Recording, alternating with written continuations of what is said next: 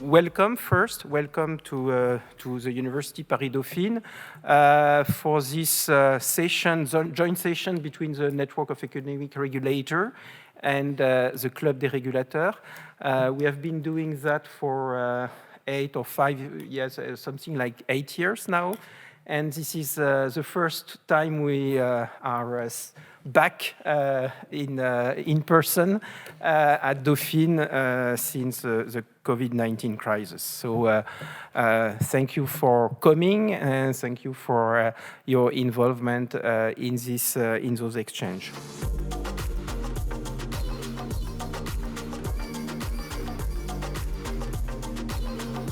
So let me try to, hopefully briefly introduce the topic of today. About disruptive platform and sector regulation.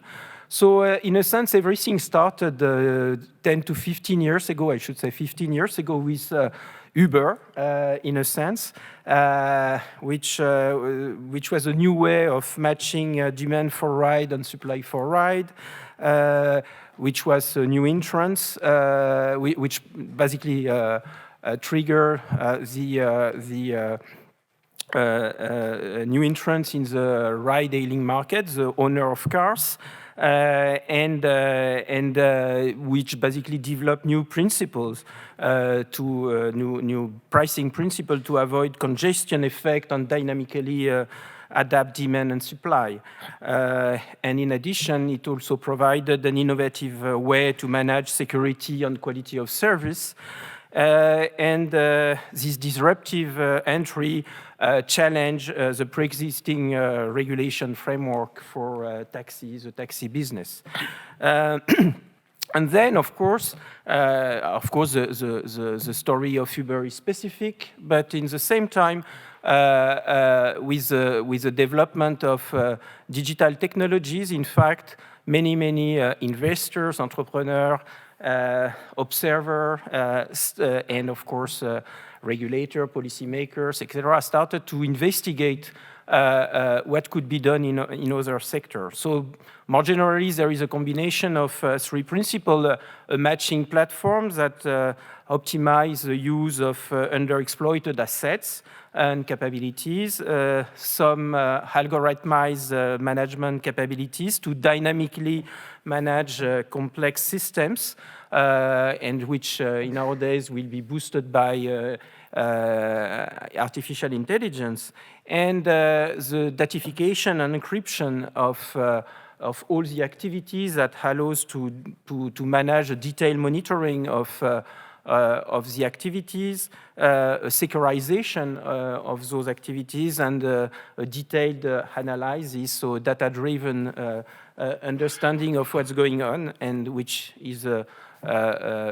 trigger potential for further innovation and in enhancements of services. So there is a huge potential in many industries, including regulated industries. However, the process of Uberization of many industries, if there is one process of Uberization, is still either in its infancy or in emergence, and in fact, those principles of matching platform, algorithmized management, and datification is being implemented on different grounds in different industries, because you have contrasted economic logic, you have contrasted drivers of, historically contrasted drivers of regulation, so the regulation doesn't address exactly the same thing. Sometimes it's more about the organization of competition or the management of some essential facilities. In some other industries, it's more driven by general interest consideration and the type of specific risk that are triggered by those activities, etc. In addition, you have in different countries different value chains and different historic tradition of public intervention, and so basically you have very different process of Uberization, if any process of Uberization is going on. So now let me try to introduce the roundtable that we will have today, where basically the idea is to share experience. And so, of course, in the utilities, you have the usefulness of platform is boosted by the boom of distributed provision of services, often powered by digital technologies. If you take the example of transportation, which will be the subject of the first roundtable, you have a boom of new service providers, ride-hailing, ride-sharing, e-scooters, etc., that basically often rely both on new transportation capabilities and an innovative way of managing those capabilities and of trying to combine those capabilities with existing transportation systems. And on the side of the demand, you have for sure a demand for more integrated end-to-end services, which trigger the development of MaaS, so mobility as a service provision. So, but obviously, as we'll see, there are different contexts again. In energy, you have this capability of distributed energy generation, which is triggered by the development of renewable, but also by the development of storage capabilities, especially in the context of the development of electric vehicles, plus also the development of smart meters, of personal assistants that can monitor energy consumption. But in the same time, we do not see so many development. I mean, so the development that we can observe in the transportation industry is not occurring so fastly in the electricity or in the energy sector. But this is something we'll discuss during this morning. In the telecom sector or e-communication sector, the evolution is triggered by the virtualization of e-communication networks, which is increasingly made of computer and generic computers that are providing all kinds of services in managing communication, but also value-added services, in fact, that are computing, managing information processes.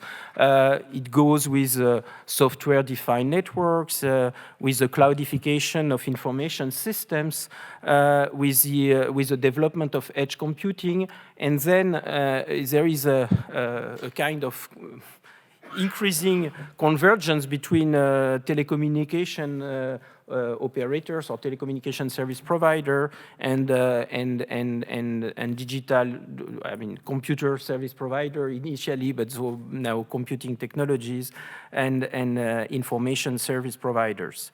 And those new service providers are able to provide the participant in the systems with new functionalities.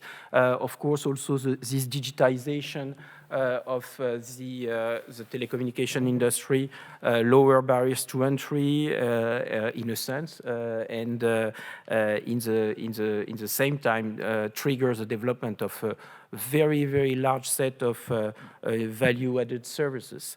And so the challenge in those utilities industries at different level are, of course, the capability of the incumbent to manage their revenue models, because the new entrants could cream the market. You have also the competitive use of resource, essential facilities, and the calibrating of those facilities, typically, for instance, connection facilities and public space in the case of mobility and transportation services, but also transportation and distribution network in the case of energy, etc., etc. So you have those issues. You more generally the issue of interoperability of all those services, and in addition some issues about the security and the sovereignty of those essential infrastructures. In the service industry, the regulation is traditionally mostly based on the need to protect citizens and consumers and to guarantee trust in collective essential resources like the currency, the financial intermediation, the democratic governance, etc. So in those industries, the regulators are in charge of oversighting market players, preventing systemic risk, and they are using often different tools than the tools that are in the hand of regulators of traditional utilities. Typically, for instance, they provide license to operators, they supervise their commercial practices, and many other way of intervening. So then, in the case of bank and finance, you had, of course, the development of fintech, but typically, we switch progressively over the last 10 years from a vision where basically the fintechs were considered as a substitute to the traditional operators, to now a vision where the fintechs are complementary. Most of them have been integrated or have merged with incumbent operators, and the story is a bit different than in other industry. And in the media and communication industries, the challenge is mainly between some global players that are the new platforms and some national traditional media that are submitted to specific regulation for all kind of professional, cultural, political consideration. So to sum up, we have very different context and degree of maturity, level of criticality of the issues at stake. Also, there is a question, which is who will master the provision of those new services and the related technologies? The new entrants or the incumbents in the fintech, typically in the financial sector? It seems that by the end, it's incumbents through their merger with a fintech, and in that, so if the incumbent will master those new capabilities, the question then could be whether there is a potential reinforcement of their market power. Or through the provision, the mastering of those new services, of the forming of coalition among the pre-existing incumbents that can combine their services. So in any case, there are many challenges for the governance of those industries, challenge around the accommodation of different business models, and whether the combination of those new business models are triggering a new type of risk. There is a challenge of managing the transition when there is potentially a sustainable, another sustainable equilibrium in the organization of the industry. How do we manage the transition? How do we manage compensations, the entry of the new entrants, etc., etc.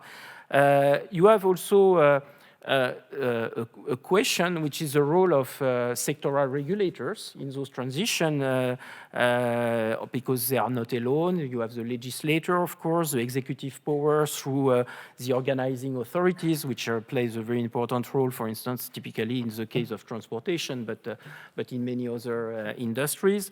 And you have the industry stakeholders. And of course, there is the question of the evolution of their mandate, the mandate of regulator, their capabilities, their tools, etc. And also the question is often the level of regulation, whether it is at the national level, at the subnational level, or of course at the international level. So I think we have many questions to deal with. Probably a morning will not be enough, but the subject has been on the table for more than 10 years now, and I suspect it will be on the table still for a few years, and of course with very various developments in the different industries.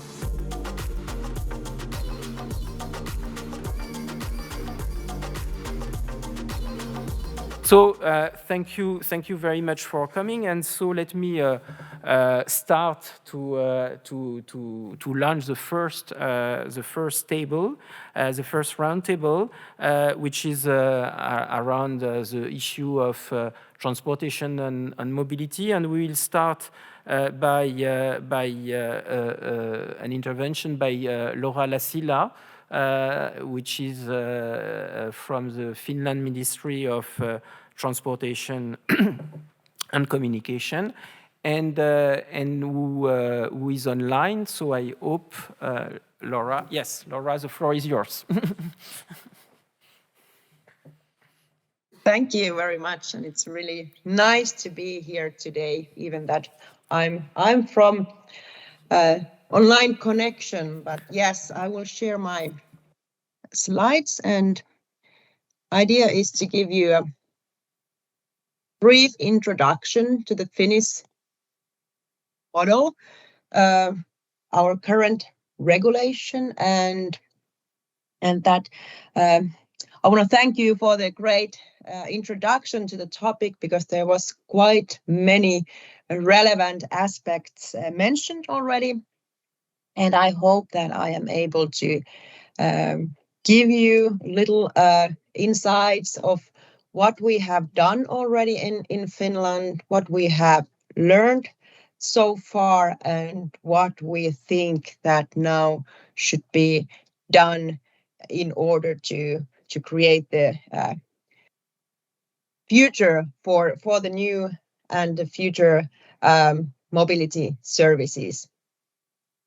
But yes, I'm working in the Finnish Ministry of Transport and Communications, so I'm working more on the side of drafting legislation and policies, and not so much on the regulatory side in a sense of supervising the obligations, but I hope that I can give you some insights covering the whole Finnish MaaS scheme. But yeah, let's start. Here is the timeline of the Finnish MaaS regulation, if we can say it as that way. So in Finland, the Act on Transport Services, we started to prepare that legislation already in 2015. And now it has been in force 5 years. There is some obligations and articles that has been coming into force later, but basically we have now 5 years experience on regulating this new mobility scheme. And as you can see, we have already conduct assessment of the impacts of this legislation. Of course, we have to understand that there was COVID during this period of time between 2018 and 2022. So of course, it's still a bit hard to see that what has been the impacts of this legislation and how, for example, COVID has changed the environment and perhaps changed also the impacts in that sense. But also what I want to mention that now currently we are actually updating the Act on Transport Services. So we are updating the national law. Of course, there's now updates coming from the EU regulation. And yesterday was published the revision of the multimodal travel information regulation. So we are taking those into consideration, but we are also now learning from our experiences and updating the legislation.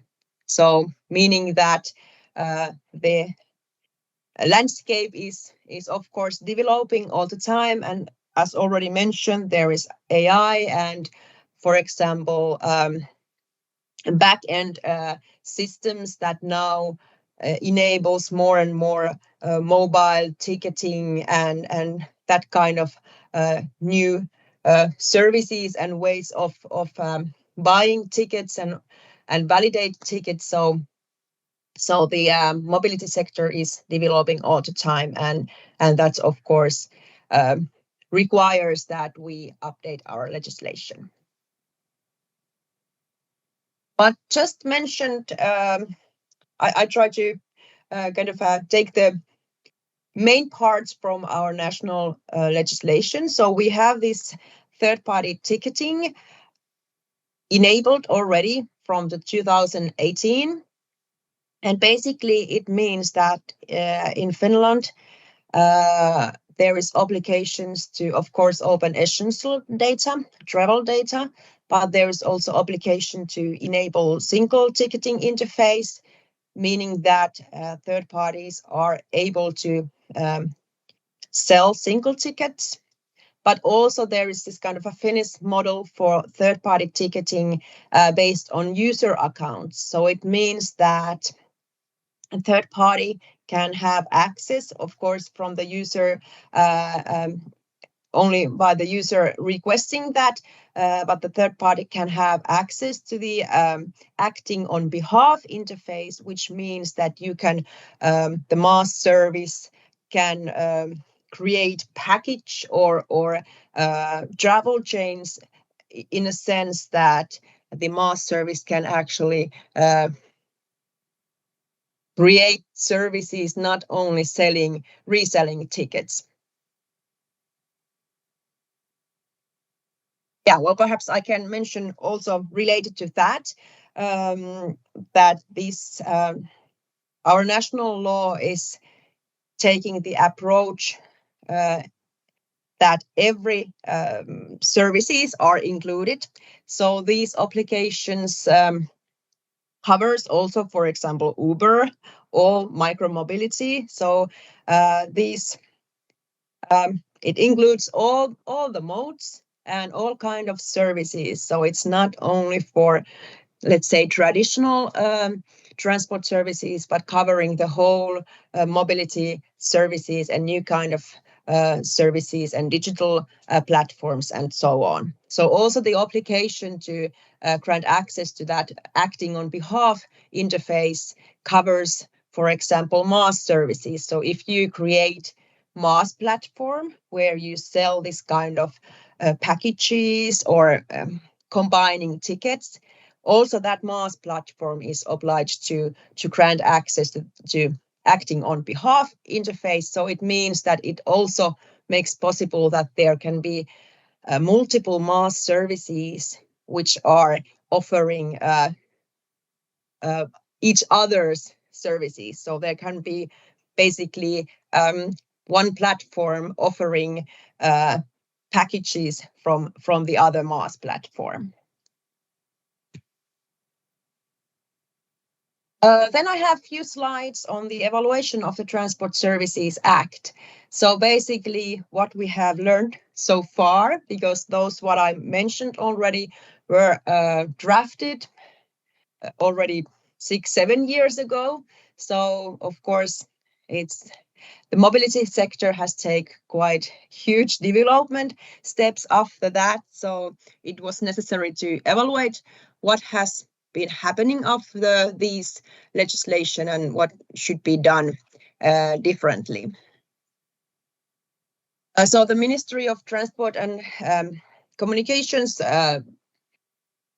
conducted this kind of evaluation, and the evaluation included external ex post evaluation of the effects of the Transport Services Act, and I have here highlighted few points what that evaluation included and what we now can see how this legislation has worked in real life.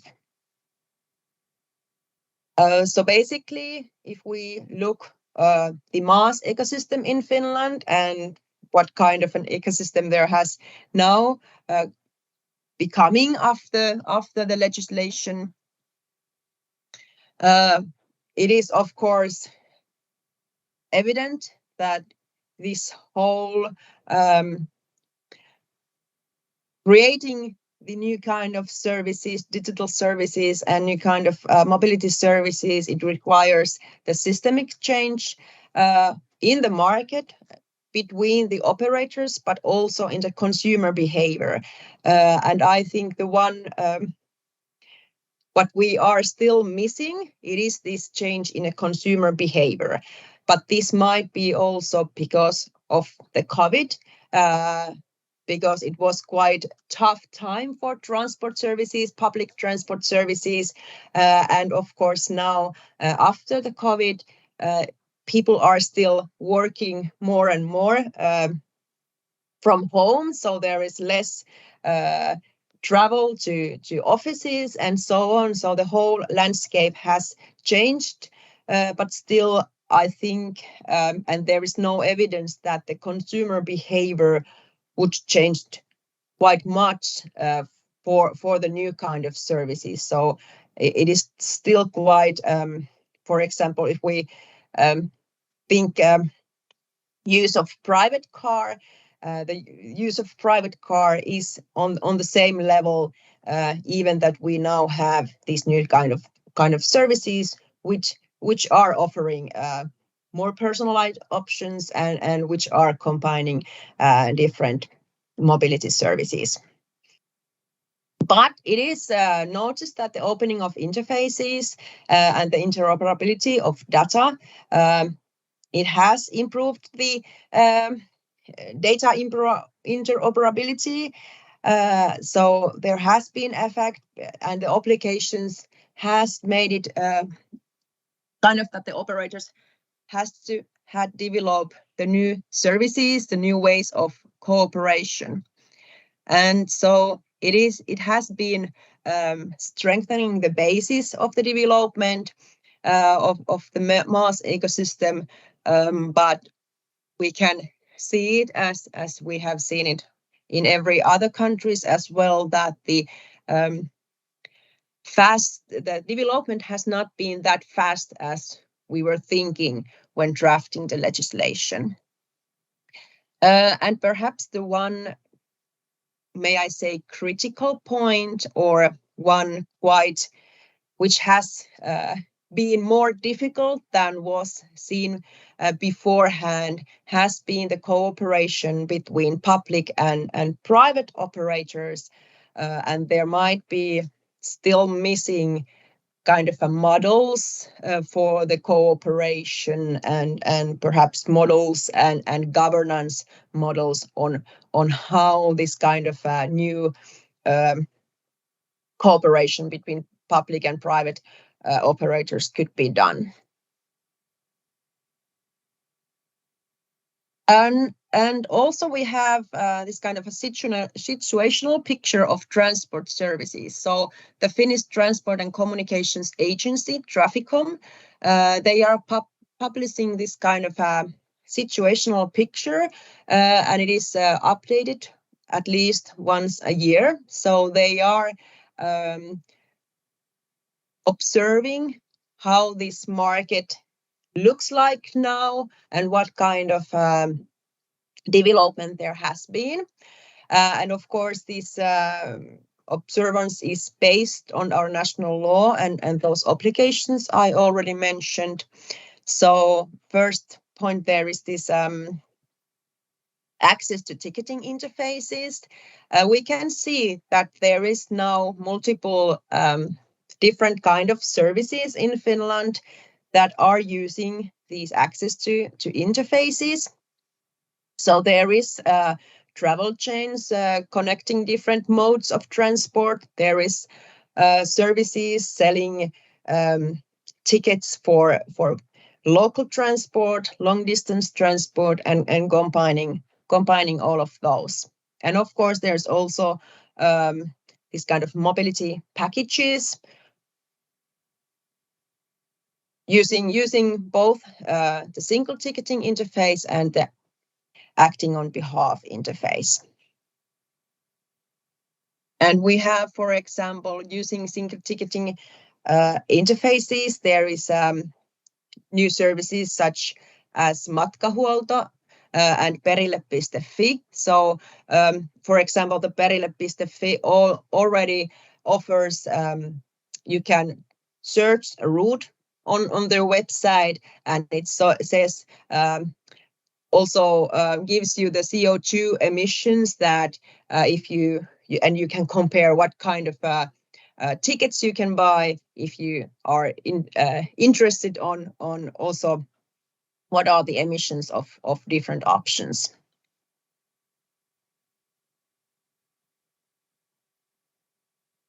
And what I would also like to highlight here, when there was a discussion around the MDMS initiative that the Commission was preparing, there was this walking and cycling was quite many times highlighted that it should be kind of regulated in a sense that it should be offered. But in Finland, there is no regulation concerning what kind of how you should make those offers. So our national law is technology neutral, and it's only the obligations include only the minimum obligation that has to be done in order that the services are interoperable, but all other aspects are left parties to decide and agree. And even that we are not regulating that operators should offer walking and cycling as a part of the travel chains, but we are seeing that in trip planners, walking and cycling are offered. And like I already mentioned, also those CO2 emissions are such thing that the operators and service providers wants to offer for customers and for users.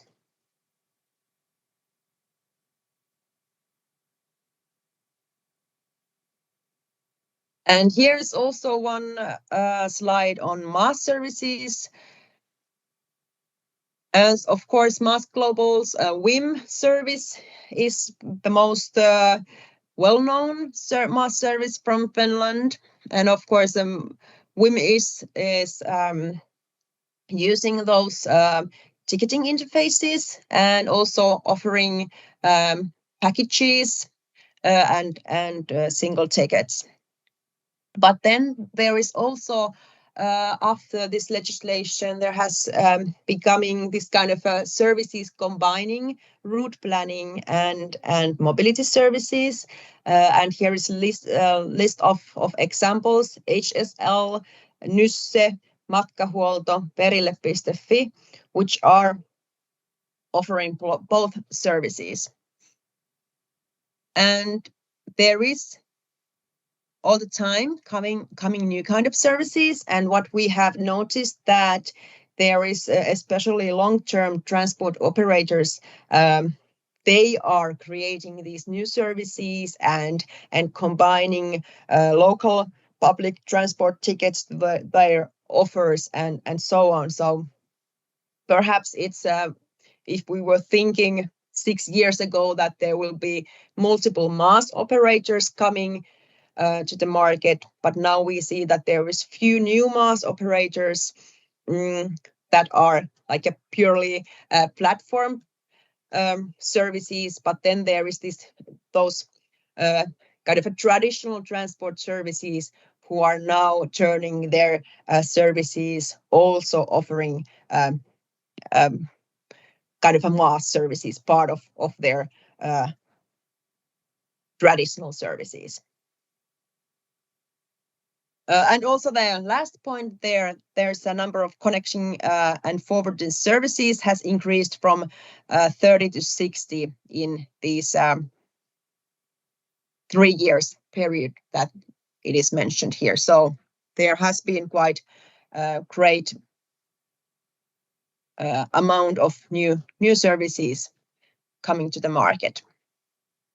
And then I think I still have few minutes. I will have few slides on promoting multimodality and models shift in passenger transport in EU. So we see in Finland that the multimodal digital mobility services initiative that was prepared during this year, but now unfortunately we did not see that initiative coming or proposal, but we see in Finland and from Finnish perspective that it is really important that we see this mobility sector and digital mobility service as a part of this whole transition in digital markets. So we should not forget mobility services being part of digital single markets, and therefore this picture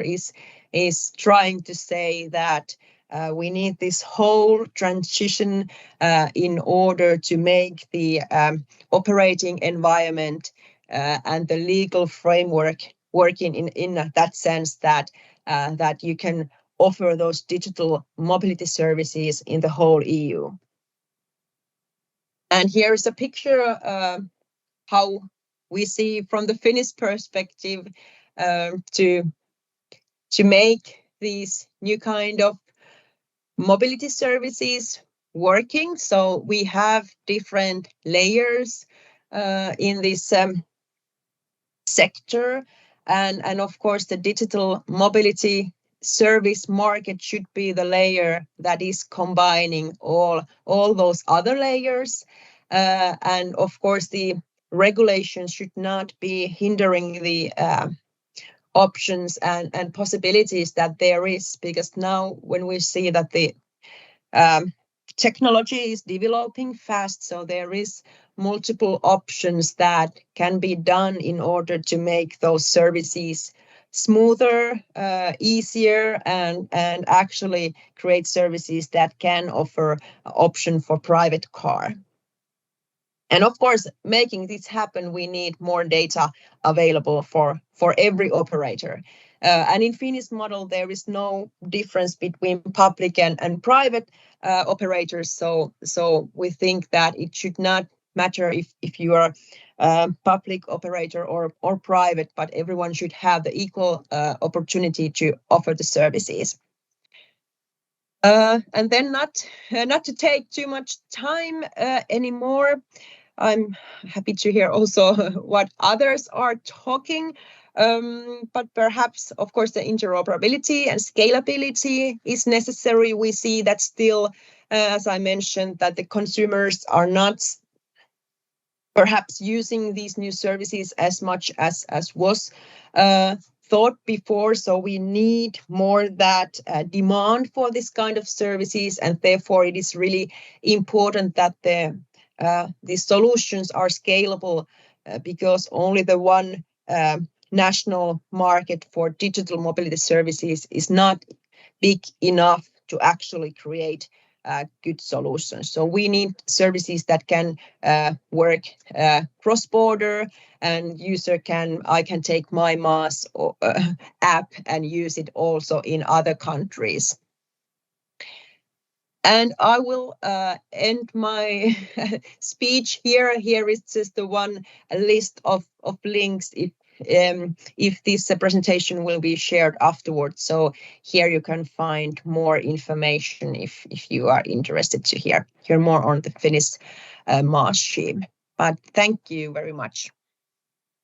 Thank you very much, Laura, for this extended vision of this pioneering experience that the Finnish did manage.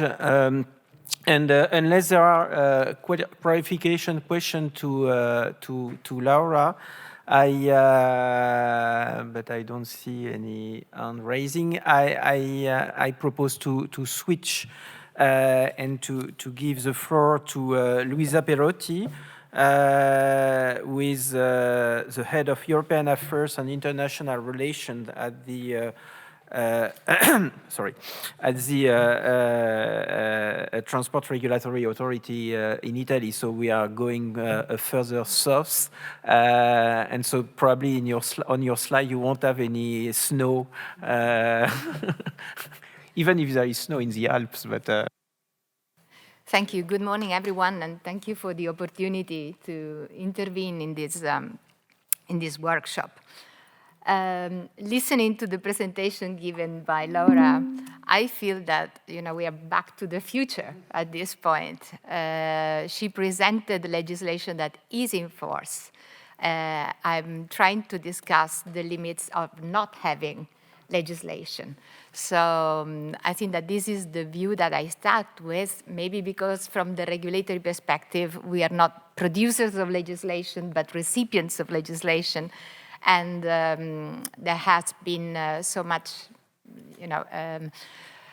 surprise with not seeing the initiative going through during the year that we need to dwell more perhaps on the need for that and take different perspectives on that. This is the reason why my presentation is entitled Which Regulation for Digital Mobility Services? And some would add, if any, because we do know that despite there being some virtuous examples like the one that we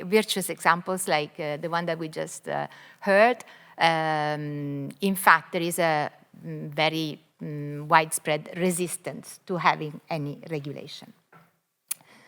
So my presentation is really structured around 3 questions, which are really what type of disruption is there in the area of mobility, which platforms we're talking about, and which kind of regulation we need. In terms of context, I apologize, some of the things that I will be saying have already been referred to, but maybe it's worth getting into greater detail for the sake of aligning the memory of what has recently been happening. And that is to provide a little context for the multimodal digital mobility service initiative of the Commission, and then to go about some of the stakes for the different kinds of actors involved in this matter, and some of the regulatory issues which are also involved, which is, of course, a selection of issues does not aim at being a comprehensive list thereof. So this multimodal digital mobility service initiative that nominally started in 2021, it started with a very broad form of consultation of interested parties.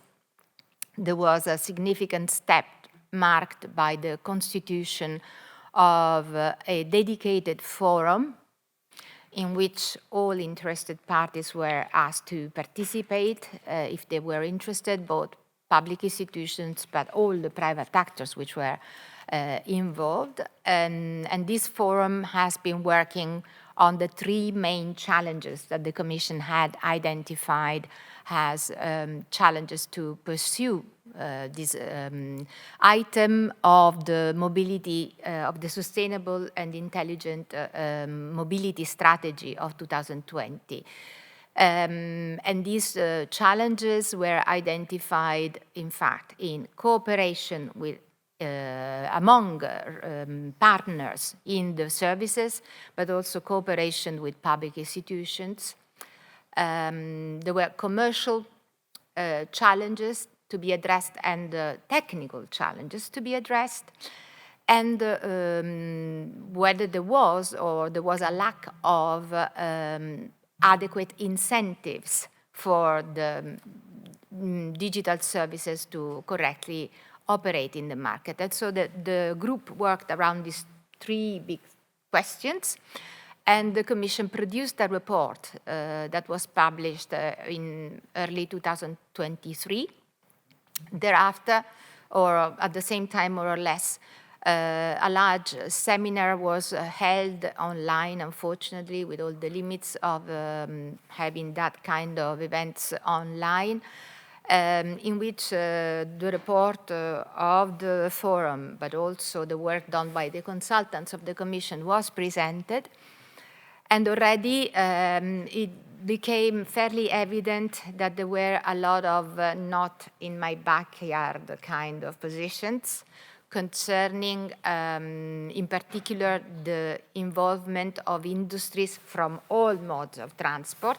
And here we come to one of the issues that was mentioned before, because the Multimodal Digital Mobility Service Initiative initially was conceived as a means to connect local transport with rail transport, but then, of course, all the technological part, but also the procedural part could leverage on experience from the air transport sector that had a dedicated code of conduct already in place for this kind of operation. So the expectation was that one could leverage on that experience and bring it on the other legislation that was going to be adopted.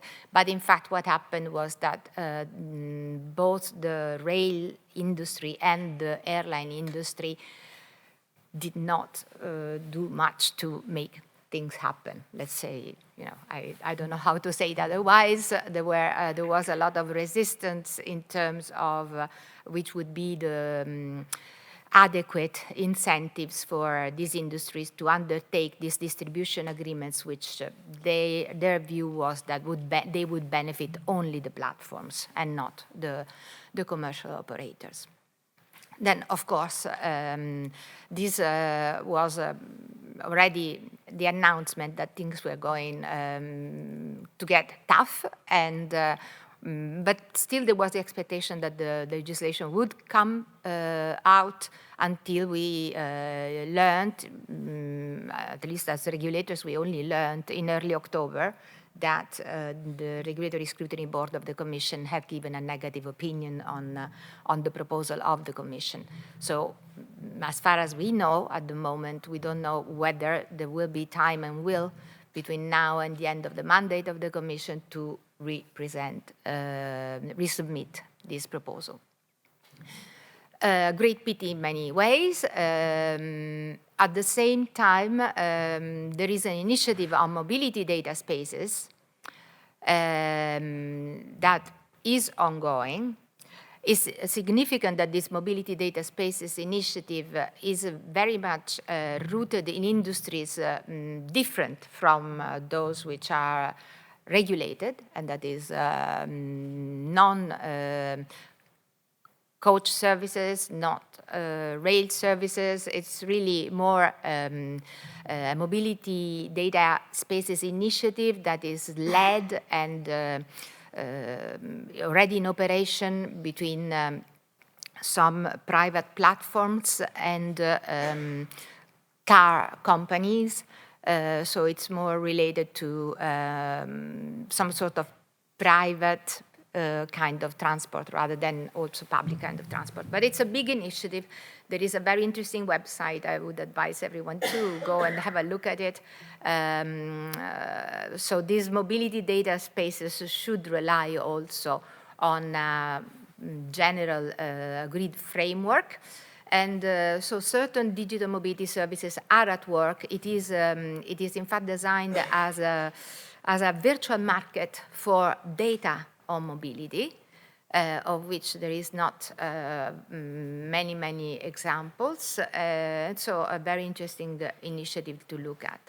What else that we have at work as far as the context is concerned? So we have the failed initiative, we have these mobility data services at work, and we have a number of antitrust cases. That is, in fact, one of the one of the effects that has been provoked by the lack of legislation and the lack of regulation, the lack of any sort of monitoring or of oversight, is that these services are in place and they can be exploited by big companies, of course, and most of all by incumbent companies. So there has been a number of decisions already taken by antitrust authorities at the national level in Europe as well as at the EU level. And maybe we can mention a few of them a little later. So why is the issue relevant and for whom? Which are the stakes here? Well, of course, as a regulator, the first one that I feel like reminding is the stakes that the regulators have in it, to the extent that they also, of course, have competence in regulating the relevant markets. Among regulators, the discussion is often, well, you have to know only regulators which deal with the regulation of services in addition to the regulation of access to markets and infrastructure would have an interest in that. In fact, the argument could be that to the extent that platforms can be considered in themselves as virtual infrastructures, and the fact that there is so much of the opening of the market that can go or it's dependent upon digital technology. In fact, regulators do have an interest in this area, which they are developing in spite of not being entrusted with dedicated ad hoc competences. Of course, for companies, some exercise dominance, but some suffer dominance. And companies are also concerned about protecting their non-digital sales channels. For passengers, there are big stakes, because so far, at least in Europe, regulation protecting their rights is articulated mode by mode, and there is no intermodal form of regulation, not intermodal, but sorry, multimodal form of regulation, which is in fact a great limit. So requirements and conditions for complaints and procedures vary according to the mode of transport, which means passengers don't get a comprehensive kind of protection and rights. And of course, there is concern also for the commercial dimension and the risk of price surge pricing due to the increase of prices due to the fact of ticket distribution or other information coming through platforms. There you see, then you see a list of relevant, I think, regulatory issues, but as I said before, does not aim at being comprehensive, and some of the points that have been mentioned in the earlier presentation demonstrate very clearly that this is not a comprehensive list. And of course, important issues concern the protection of personal data, but also the obligations of sharing data. There is market kind of issues which have to do with ticket integration and tariff integration. Then, of course, the issue of compensation for the services rendered by the MDMS. An issue of revenue sharing to the extent that there is an option for that. Risk of price surging, as I said before. A broad issue of transparency of procedure, whatever happens within the operation of an MDMS. And last but not least, and it was mentioned also in the earlier presentation as a critical issue, the one on cooperation with the relevant institutions, relevant authorities. So this is really a way of fleshing out which kind of disruption in a sector that, half-jokingly, I would say, does not let itself easily be disrupted. Maybe because of its impending features. Now, the second point is which platforms are we talking about? Both these schemes are derived from a presentation given by the European Commission within the MDMS scope, within the MDMS initiative. And in fact, for me, one of the key points here is the one in orange. You see, I mean, the scheme is very self-explanatory. The platforms are those linking transport operators with clients at all levels, corporate and individual travelers. But the interesting item, in my view, in fact, is transport operators' website when it also sells tickets of competing operators. That is a key dimension that is recurrent in all the cases that I'm going to refer to in a minute. So, but for the rest, I mean, of course, it's self-explanatory. The table on the bottom side, instead, I think it's interesting because it illustrates pretty clearly the various forms of MDMS that can be provided, of which MAS constitutes a notable example, a significant example, but there are many other forms. So multimodal digital mobility services, in the view of the EU initiative, goes from a very limited scope to a rather broad scope. And these are some of the examples. And the transport modes involved, you see, are quite varied also. And then we come to the last question, very broadly addressed in this presentation. So we don't have legislation. We have very sparse domestic law. We have this MDMS initiative, which we don't know whether it's going to be resubmitted. But meanwhile, many things are happening on the market.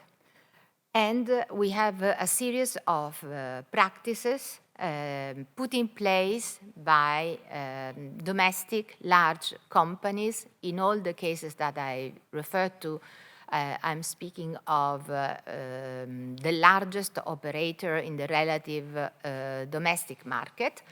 And the ones listed here are only some of the claims made against these companies which have led to the initiation and conclusion of a number of assessments before national competition authorities and DG Comp. So what is that they do? For instance, large companies leverage on exclusive service contracts to preserve their position in open access markets. This is a case that concerned the Italian rail company Trenitalia. It is a case that was decided this year. It was initiated upon the complaint of the competitor. And the issue was that the largest Italian operator, which operates both regional and intercity trains and high-speed trains, did not let the competitor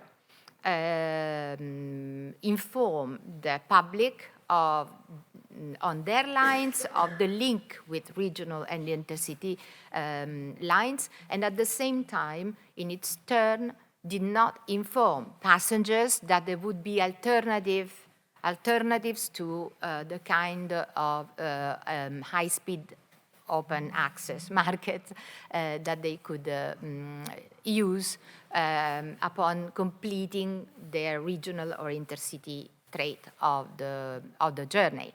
So this is just one of the cases in which you do have an hindrance to market operation, which is fairly evident.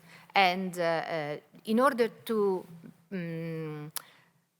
to make this case, you've got to make an appeal to the competition authority, and the way in which normally these cases are dealt with is through commitments by companies. So of course the process is open, is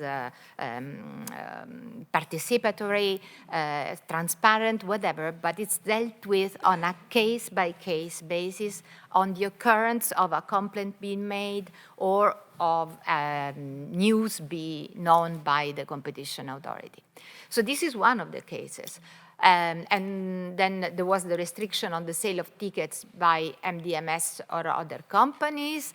There was no information on alternative options for follow-up regional to high-speed services and other pre, on, and post-journey information. This is the Spanish case, for instance, with Renfe, decided by DG Comp. There was refusal to enable third parties to show all information available on main sites and to activate all functionalities, including claims that can be made by passengers for non-fulfillment of their rights under EU law. Refusal of adequate compensation for tickets sold by the platforms. All these claims have been made in a number of cases. I mentioned the case of Trenitalia, but we know they are very widely discussed among practitioners, and there is this important case concerning the Spanish rail company Renfe that was decided upon by DG Comp, as I said. There is an important case in Germany that involves Deutsche Bahn, decided upon by the Bundeskartellamt. And there is, or there seems to be, a case which follows on an earlier case concerning SNCF in France, which is in its early stages now, but some precedents date back to 2012. So this is only to mention. And in Italy also there is another recent case concerning Ryanair and the limits that Ryanair being the largest air operator in Italy at the moment, the way in which they are preventing operations through the website to agents, travel agents. So here you see a spillover effect of foreclosure of the market in transport onto related markets. So there is plenty of cases at work. Of course, we do have solutions for that. All the cases that I've mentioned have been decided upon commitments, so they will be supervised, they will be adjourned, everything will be under the control of competition authorities, but we don't have common rules of operation. And that is the final question that I would like to address. I mean, are we at a stage when operation according to ex post case-by-case adjudication is sufficient, or is it that because the market is developing for these MDMS services, we need some basic level of regulation? We did try, and maybe I can conclude with a bit of national proudness on this. We did try to make a recommendation on this issue in 2015 concerning, in particular, the Uber case and the way in which we could integrate use of platforms for local transport. Of course, there was an enormous resistance from all sides, taxi companies, but also current hire and drive companies, etc. But the greatest concern at the time was that when the authority made the recommendation to Parliament to introduce some degree of a framework for the operation of these services, the greatest question was the proportionality of measures. Because, of course, what I believe it is not needed is the over-regulation of the sector that, in fact, make use of immense quantity of data may be not even useful, but we need, in fact, still a framework, especially when you have authorities interacting at different levels of government, especially when you have to induce company into negotiating framework agreements, and especially when data is involved as a very variable, we know, raw material. So this was my presentation. Thank you very much indeed. Thank you very much, Luisa. And so, unless there is any clarification question, I propose to give the floor immediately to Fabien Couly. Ah, sorry. Okay. Here we go. Very brief question. Thank you very much for the presentation. How do you relate with the Italian Competition Authority on these cases? How do you, as a regulator, relate with the Italian Competition Authority? No. Thank you for the question. And, it would take a long answer. But the thing is, basically, we do different jobs. We do ex ante. And so we do collaborate in many other fields. We do common recommendations to Parliament. And anyway, we coordinate in various ways.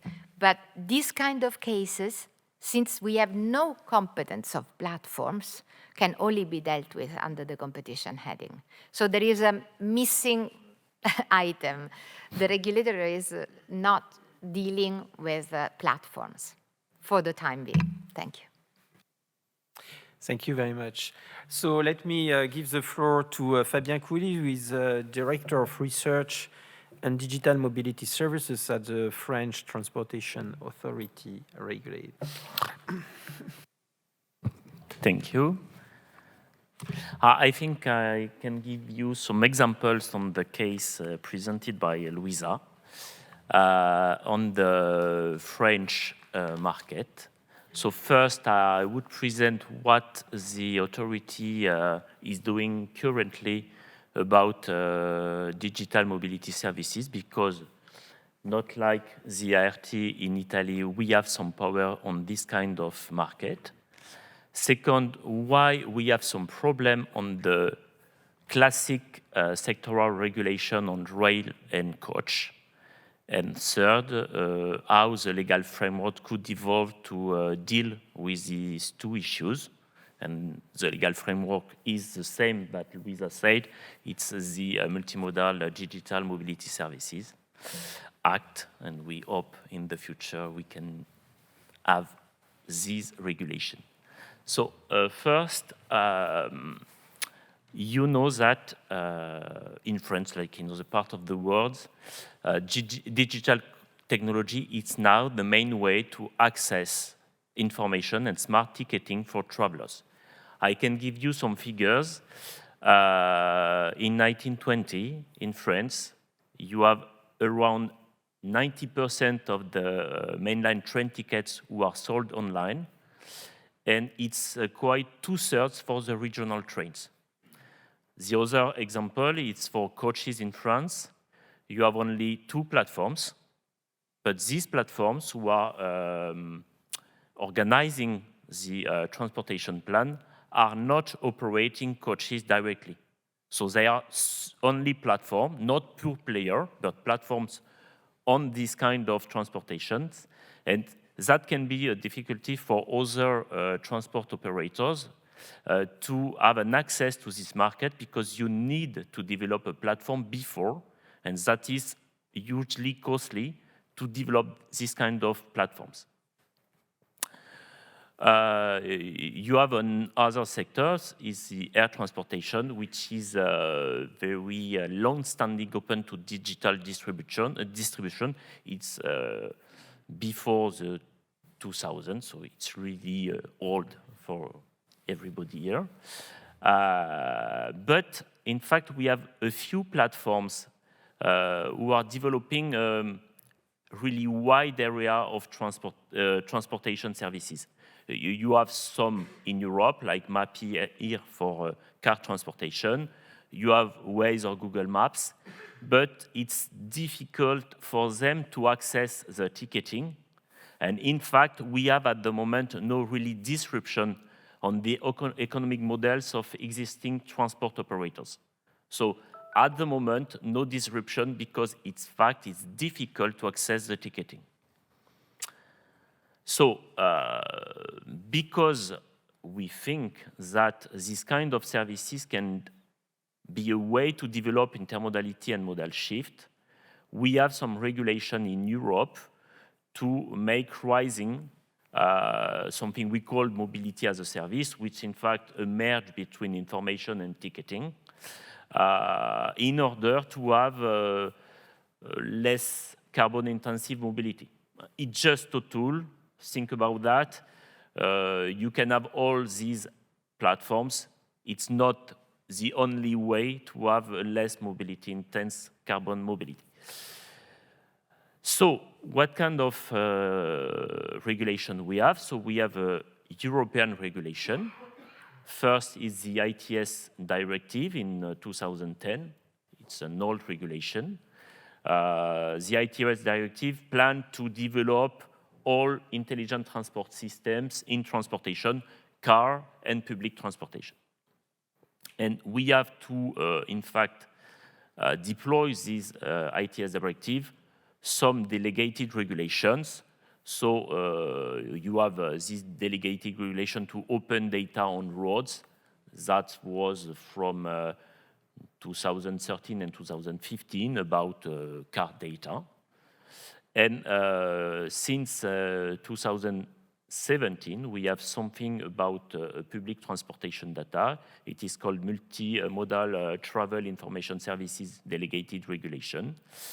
And for facilitating reuse of data, they make mandatory for a lot of producers to give access to data they have, so to provide this data on a single access point called National Access Point, which is in France transport.data.gouv.fr. So it's a way, in fact, to give something which is needed to make services to a lot of free users. In France, we have supplemented the framework with the Mobility Act in 2019. And we have two articles. The first one is a way to make the delegated regulation more interesting by extending the scope to real-time data. That was not in the delegated regulation, it was just an option. In France, it's mandatory for producers to give their real-time data, like a timetable, real-time timetable for buses, or like disruptions. Access of data in France is mainly free of charge, except from real-time data. When you need a lot of real-time data, you can pay, but not a lot. It's remain reasonable and proportionate.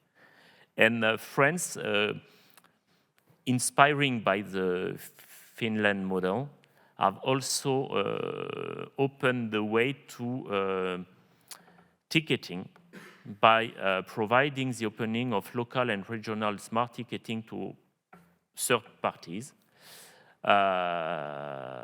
Why just the local level?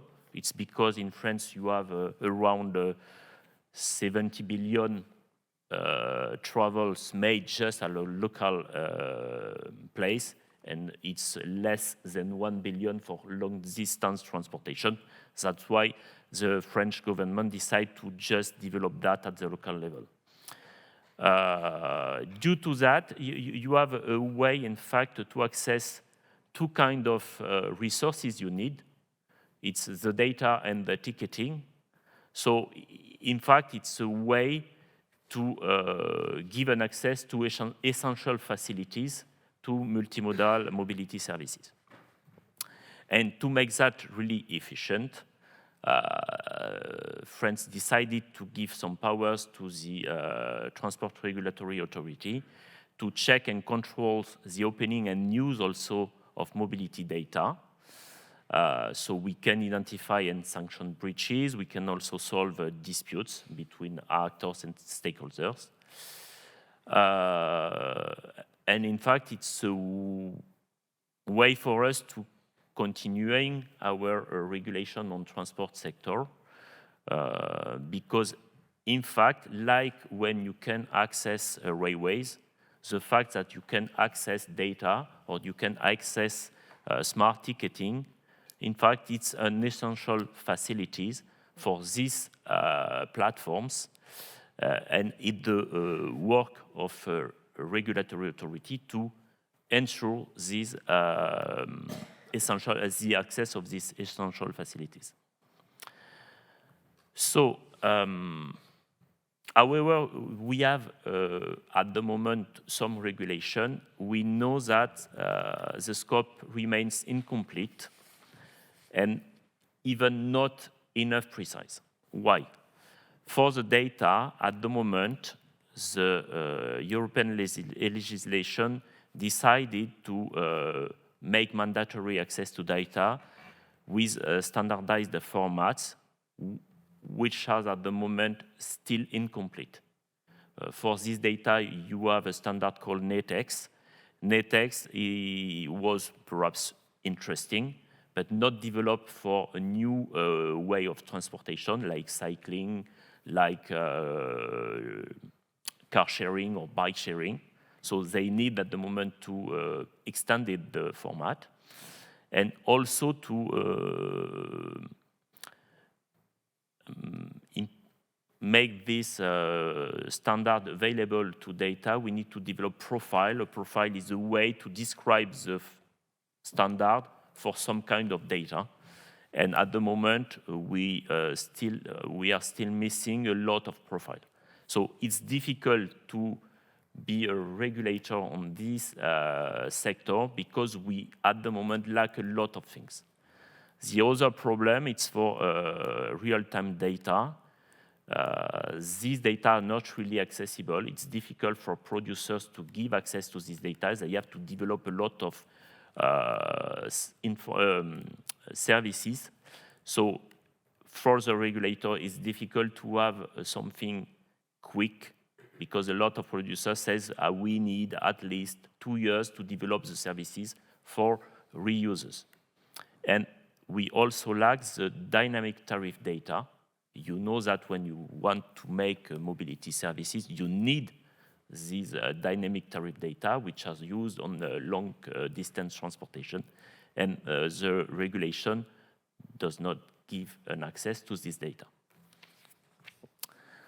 The second problem we have is that for the digital sales services, it's only open at a local level, and a lot of stakeholders say they prefer to have local and national, even European level. And they say to us that the legal framework at the moment it's not so precise, and they think it's not guaranteeing them a viable and fair economic model. At the moment, like Luisa said, the transport operators don't want to give something to the sellers. They said you can do that for free. So that's a problem. Due to all that, if we want to make something about multimodality or modal shift, we need to have a better legal framework. So second, it's why that is also a problem for a classic transport market. You know that in France, the rail market is open to competition since 2019, with two new entrants at the moment, Trenitalia and Renfe.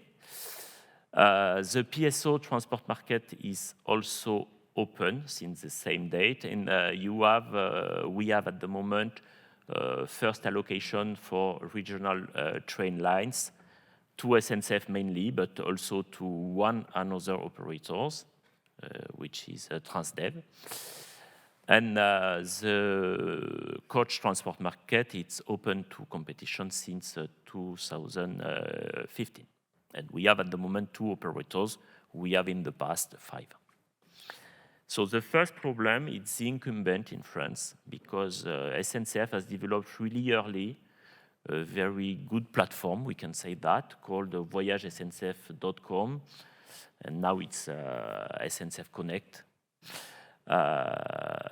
And the problem of that is this platform has a strong audience, even compared to other platforms in France, and consequently has a preponderant position on the distribution market, particularly for rail ticketing. That is not the problem only of France, as Luisa said. We have some problem in Germany or in Spain. And the problem with the incumbent, with a preponderant position on the distribution market, is in fact a way to foreclose the market downstreams by refusing to distribute new entrants. If you are Trenitalia, you know that in France, perhaps more than 80% of the rail ticketing is sold by SNCF. If you only have your platform and perhaps other platform like Trendline, it's not enough to access the whole market. So if we have not a more competitive market on distribution, or if we don't enforce that to say SNCF has to sell tickets of Trenitalia, it's a way, in fact, to foreclose the market. And for the PSO market, we have a double lock possible.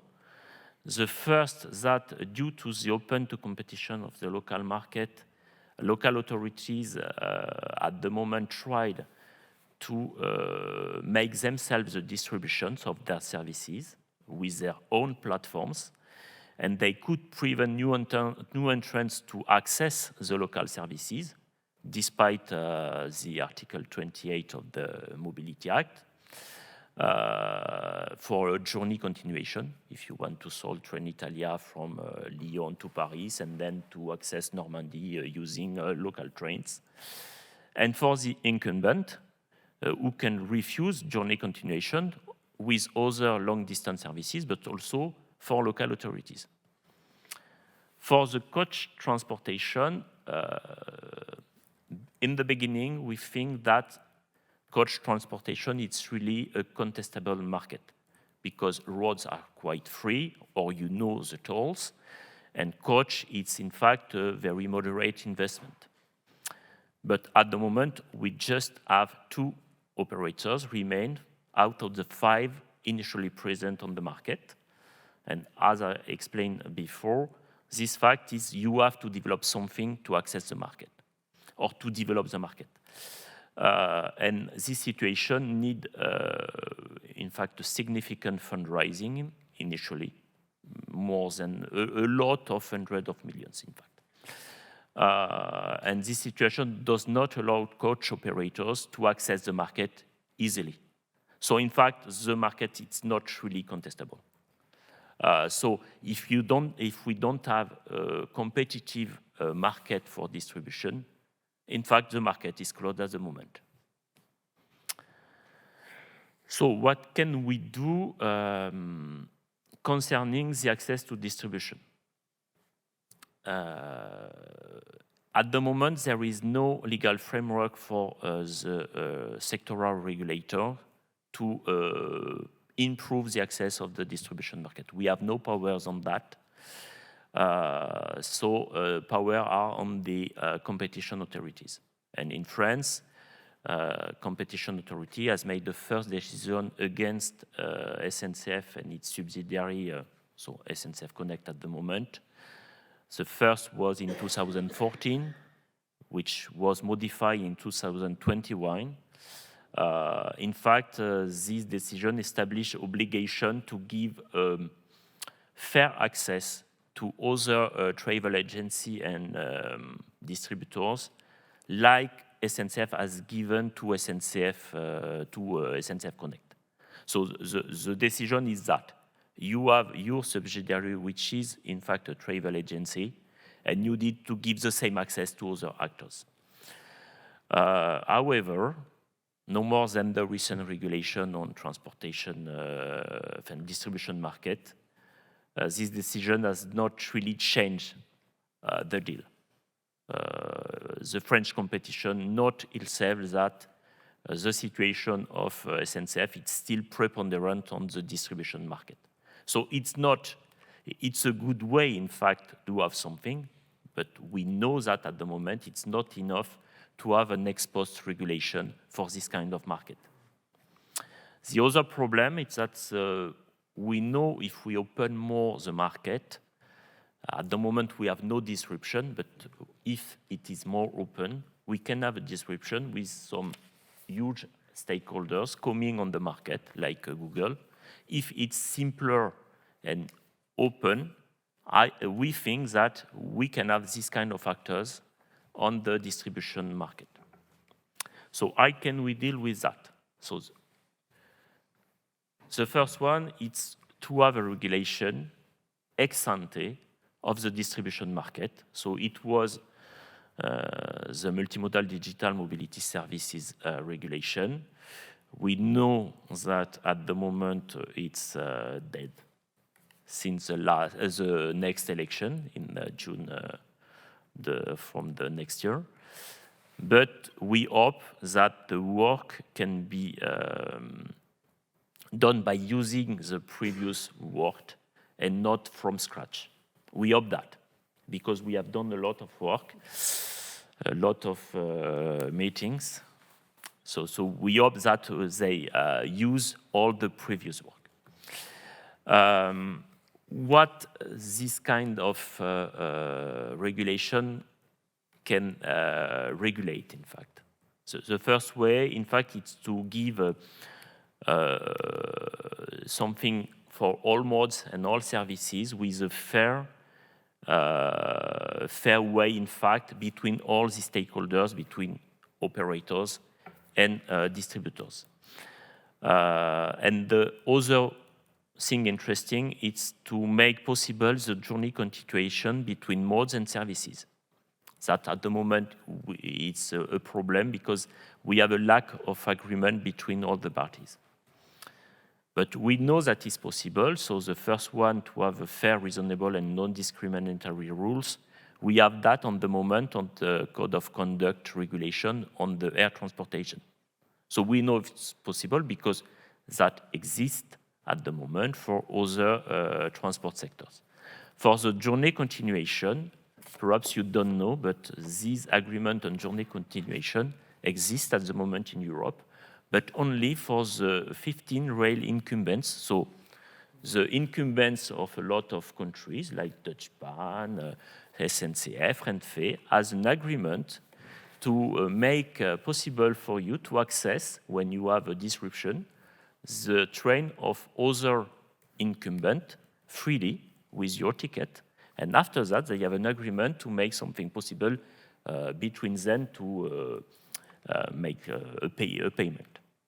So first, if we have that, and it was planned, that's why I said we prefer to not do the next regulation from scratch.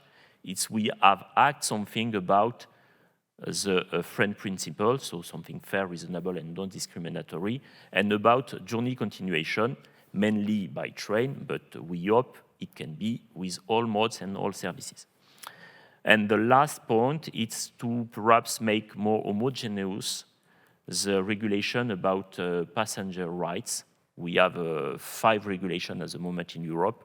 Perhaps it could be better for distribution stakeholders to have something quite equitable and perhaps more homogeneous to apply that to passengers. And we think that if there is an ex-ante regulation, the best way to do that is to give the regulation to the sectoral regulator, indeed. But why that is interesting, we know that at the moment the tools existing on the market are not enough to really make the modal shift and multimodality possible. If you don't have a lot of information and a lot of modes possible on your platforms, you are only a sectoral actors. So the last point, it's if we have a regulation, and if we make that simpler, we know that some stakeholders like Google, which is at the moment dominant on the information market on transportation, can access also the distribution sector.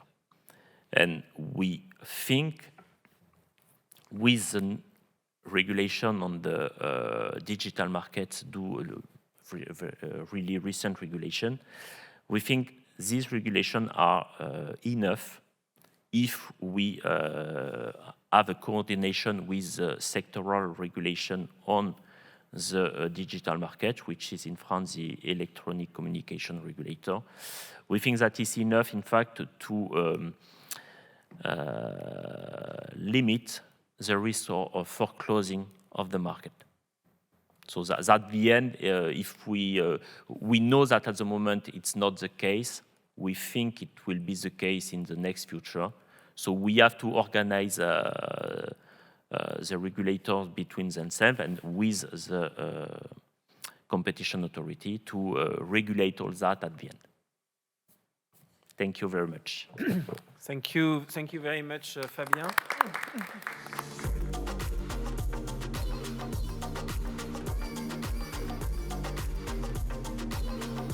I propose to start the second roundtable, which is entitled Digital Service Provider Competition in Regulated Industries. But basically, because it was impossible to say, it's the non-transportation sector roundtable. But then we'll see different industries. And let me first give the floor to Tara Morice from the Australian Consumer Commission. Tara, the floor is yours. You don't have slides, so you can manage it as you like. Thank you, Eric. Thank you very much. And thank you very much for the invitation to be here. So what I'm going to talk about today is 5G investment and innovation in Australia and how it's been affected by the competitive dynamics in telecommunications markets. So this is really about the underlying physical infrastructure that enables a lot of digital services. So I'll be making some observations about how we've seen 5G enterprise use develop over the past couple of years, particularly with the recent introduction of 5G standalone technology, which is the version of the technology which offers the most transformative services. I'll also talk about how we see competition developing between traditional infrastructure-based providers and virtual network providers and some regulatory issues and interventions that we're considering. So why do we care about 5G? So 5G promises to bring a step change in mobile technology with fibre-like speeds, very low latency, high data capacity that is able to match that of fixed lines for the first time. The ultra-low latency and high reliability of 5G does create a lot of new opportunities for industry, and we expect to see thousands of interconnected devices and new applications coming online in the next few years. But as Eric mentioned in his introduction, there is a convergence between telco service providers and digital service providers. And while a lot of this is driven by cloud computing and the virtualisation of telco services across the entire services stack, the underlying physical networks are still incredibly important. So a telco regulator has to balance the need to encourage that investment into the networks with an eye on the revenues of the infrastructure networks while ensuring that the innovative virtual network providers can enter. So I'll just give you a bit of background on Australia. So we have 3 mobile networks. The interesting key differentiator between the networks in Australia is geographic coverage. So despite having a very large landmass, Australia's urban population is very dense. Everyone lives along the east coast, basically. But despite that, geographic coverage, particularly in regional areas, is incredibly important. So our largest operator, Telstra, which was the formerly government-owned incumbent, has the largest mobile network with its geographic coverage claim, I think, 2.7 million square kilometres, which is 99.8% of the population coverage. So Optus, which is owned by Singtel, is the second largest network, has a very reasonable presence in regional Australia, and our third provider has the smallest network footprint, TPG Telecom, and has a very limited presence outside of metropolitan areas. The market shares of the operators do reflect the relative size of their networks, which is a relatively fascinating feature.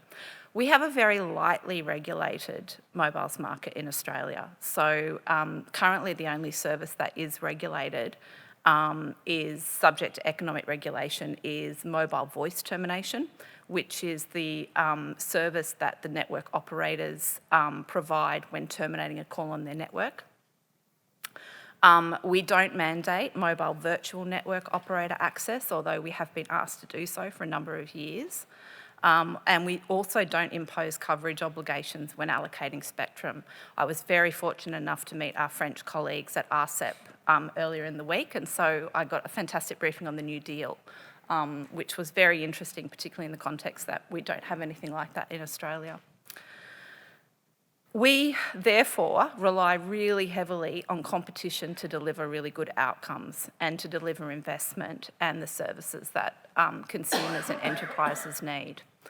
And so within this market environment, 5G has been a real focus of competition right from its inception. The beginning of 5G in Australia coincided with the loss of a new entrant operator. We had a big 5G spectrum auction, as I'm sure as many countries have had, and we had 3 of the incumbent providers desperate to get their hands on the spectrum, which for those who don't know is the radio waves, that is the essential input into mobile services. And we had a new entrant that just wanted to get access to any spectrum. And so they could have a competitive network and have a relatively strong entry. Ultimately, the risk was too high and the entry did not occur. So we had a 4-3 merger, basically. But one of the rationales that was touted in favour of the merger was actually the ability of the merged entity to roll out 5G and to better compete with the incumbent operators. However, and with my competition regulator hat on, I think you can see that the failed entry had a material effect on the competitive dynamics in the mobiles markets ever since. So just in terms of 5G rollout, I'll just give you a quick idea about it. So we've had, as of January this year, we have 9,500 5G sites in operation across the 3 mobile carriers. To give you a sense of that, our biggest operator, which has the 2.7 million square kilometres, uses 11,000 sites to achieve that. So for anyone who knows about mobile networks, that's very low band spectrum and very thin coverage. But Telstra is claiming to have reached 85% population coverage for 5G at the moment, and will get 95% coverage by mid-2025. The GSMA data for this year indicates that about 27% of all mobile connections in Australia were 5G connections, and Ookla data indicates that 5G availability is currently around 37%, with the median download speed over 200 megabits per second. So the numbers themselves suggest that the rollout has been progressing very well. Take-up is increasing and 5G speed far exceeds 4G. And with use of millimetre wave, we have some operators claiming that they'll get speeds of up to 4 gigabits per second. But despite this, we are not seeing the innovative services that I think that we were promised taking off. So the main benefit realised to date really has just been faster mobile broadband. And so as consumers, we all know that it just looks on your phone like it's a step up from 4G in terms of speed and capacity. And 4G has been able to cater for most applications that people use on the go. So the incremental benefit of 5G has not been that obvious. The growth in actual data usage has been well below growth in included data on mobile service plans, which might suggest that consumers are still predominantly undertaking bandwidth-intensive activities with a fixed-line network. So this could suggest that the development of consumer and business applications that require the significant bandwidth and low latency have been slow, or at least have been lagging behind the expansion of network capacity and capability. There is a little story behind this. We have seen this development, the networks, the 5G rollout has been significant. There's been a lot of investment in it. The story behind it, though, is likely in Australia, we have a wholesale-only national broadband network, which is a broadband access network, so a fixed-line network. And it's wholesale only and it's owned by the government, so none of the telcos have any ownership in that. And so what's actually happened is that it's had a big impact on investment in mobiles because the network operators are trying to bypass that network. So it's likely that we have about 10% of home broadband connections actually provided over the mobile networks. The mobile networks are increasingly converged with the fixed networks, so we're seeing single core networks. And as an example of that, our second largest operator a couple of weeks ago had a 12-hour network outage in Australia, which was hugely significant, and all of its fixed and mobile services went down. So in the past, when we've seen network outages, it's either been one or the other. So I think that shows you that we have converged networks now in Australia, which is a little bit of a worry from redundancy purposes, so which is why we've got a number of reviews going on that at the moment. So just quickly on enterprise use cases, I think there was a lot of hype about particularly 5G network slicing when it came out, and certainly we were very excited about this, because a network slice is a part of the network that can be configured to provide assured network performance to certain users to cater for a particular business use. So you have a network operator will have a large network, will have a lot of capacity, will be able to basically slice off part of that for any kind of industrial application or for a hospital, for example. So it's almost like they have their own network. This was supposed to be a game changer for the enterprise market. It was also supposed to be a game changer for the virtual network operators, who would then be able to get access to something that looked essentially like their own network. However, what we have seen is that while the national MNOs are trialling network slicing this year, it does require the standalone 5G technology, which has only just been switched on last year. But the other thing that we are seeing is that what's happening in the downstream markets is that enterprises actually want to keep quite a lot of control over their own investment. And so if they're offered a network slice, they're kind of being dictated to what the service provider or virtual service provider is giving them. And so we're actually seeing a lot of enterprises, such as in Australia, large mines, actually building private wireless networks rather than choosing to use a slice of the larger mobile networks. So this demand for the bespoke private networks is on the rise in Australia, which is a little bit of a surprise to us because we had expected that it would be much more efficient for those slices to actually be used.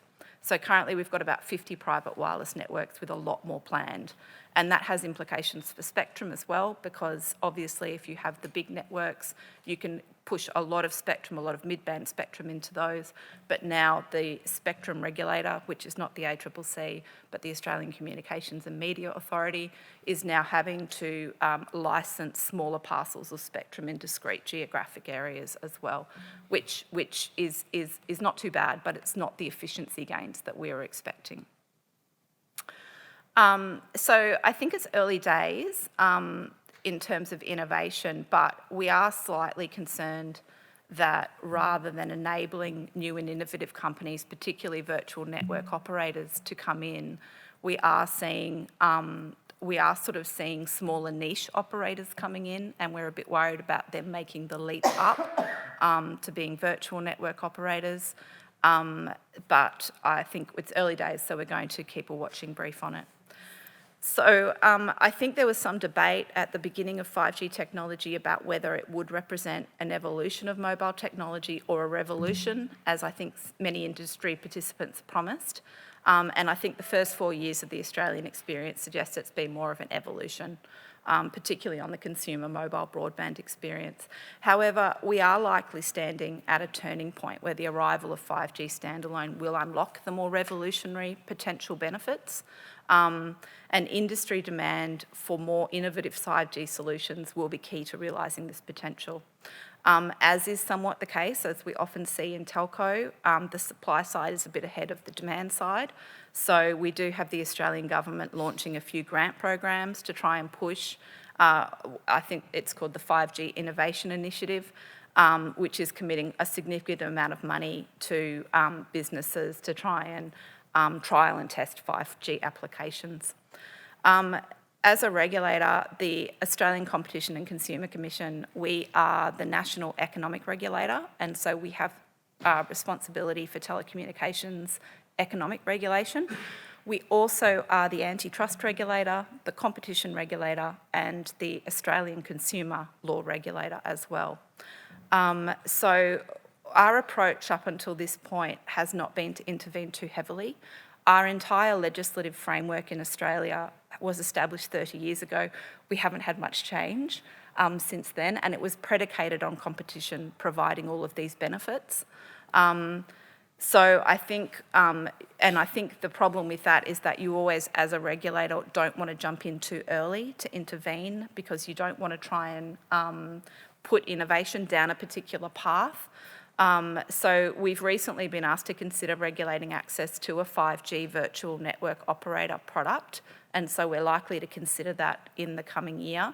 And that's because we are getting a lot of complaints from potential virtual network providers that they're not getting access to the full suite of services over the 5G networks from the 3 mobile network operators. However, it would be quite a big intervention in the market. And because, as I said earlier, we have that geographic differentiation, which drives a lot of investment, particularly in our regional areas. And as I said, we don't have a program like the New Deal, where we do attach coverage obligations. So we're just using competition as a means to try and achieve more investment in regional areas. So I think if we do an intervention, one of the big things that we'll have to consider is the effect on efficient investment in those areas. But we are trying to ensure that we're supporting the smaller virtual players. Things like telephone numbers are actually still quite important for a lot of market participants. But we do get a lot of complaints, for example, about scam calls being put over SMS and telephone numbers. So we're doing a little bit of regulatory sandboxing at the moment where, because all of our network operators are required to terminate all of the traffic that comes through them, so we're allowing them kind of not to do that at the moment to see if we can stop some of the scam material that's coming through. So we'll assess that quite shortly.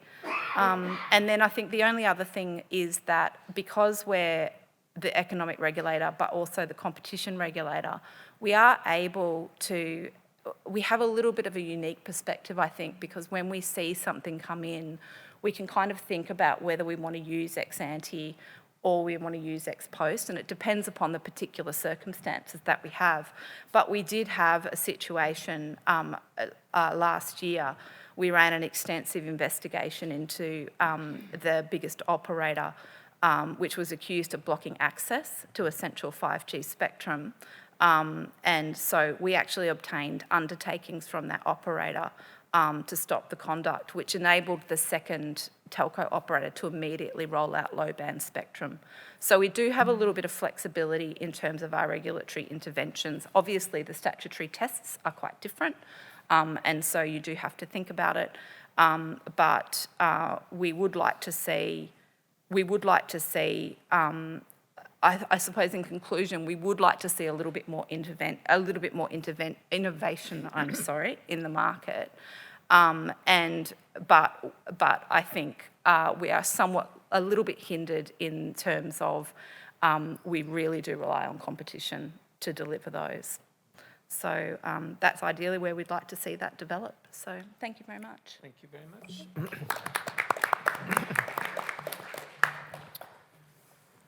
Do you want to yeah, Manuel?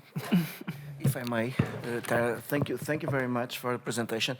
And unfortunately, I did not prepare a presentation about the Portuguese experience, which will be interesting to compare. I will do that next time. But anyway, let me just make two questions. You said that 95% of it's already covered by 5G. I imagine it's 95% of population. Yes. Okay. We have almost 95% of the, but well, we are like 10% of the space. Yes, that's what I wanted to get. But anyway, so that is the question. The second question already answered was the relation between the supply side and demand side on the adhesion to the 5G, which is a problem because actually we have 5G in the field, but people are not actually moving from 4 to 5. But my final question, which again, you might have already answered, but once we don't have any Spanish in the room, do you have any Spanish? You don't. So once you don't have any Spanish in the room, I usually ask them the same question is, in the board, how does competition, consumer, and economic regulators go along? It's a lot of fun. So it is, and I get asked this question a lot actually because I think it is quite rare. But so how we actually operate is I'm in the infrastructure division of the ACCC, and so I'm a telco expert essentially. And so we're kind of like a consultant across the entire ACCC. So when, for example, in the antitrust division, a merger comes up, they come to us first of all to do the first pass assessment. And same with competition law, they'll come to us. We often, it's the funny thing with those sorts of investigations, often we know better than them what the conduct is and can see it. And the Spectrum case was a significant one because they didn't quite get it. And we were going, this is a big deal. You need to have a look at it. So, yeah, it's a lot of fun. Yeah, it's why you don't need legislation and regulation. In fact, you are a lot of discretion because you have this possibility to arbitrate between the type of intervention, right? Yeah. Yeah, this is an interesting case more generally because typically in Europe we have those silos type of authority, and when it comes typically to digital regulation, the question is whether we should have a kind of more integrated authority at the European level to deal with various dimensions of the actual competition process and foreclosure strategies, etc. Yeah. Well, thank you very much. If there is no further clarification question, I propose to switch directly to the second presentation by Julien Uri from the Fintech-Innovation unit at the ACPR. So the translation of ACPR is the Bank and Insurance Regulatory Authority. Hello, everyone. Thank you for having me. Also, a few words about ACPR. Okay, so yes, and also a few words about the Fintech Innovation Hub. So just a few words of introduction. So as many other economic sectors, the financial sector has been strongly impacted by the digital transformation. And I think you can all experience this in your everyday life. And second point, the financial sector is, and this point is more structural, is a highly regulated sector. It has been for a long time, and it's even more the case since the subprime crisis.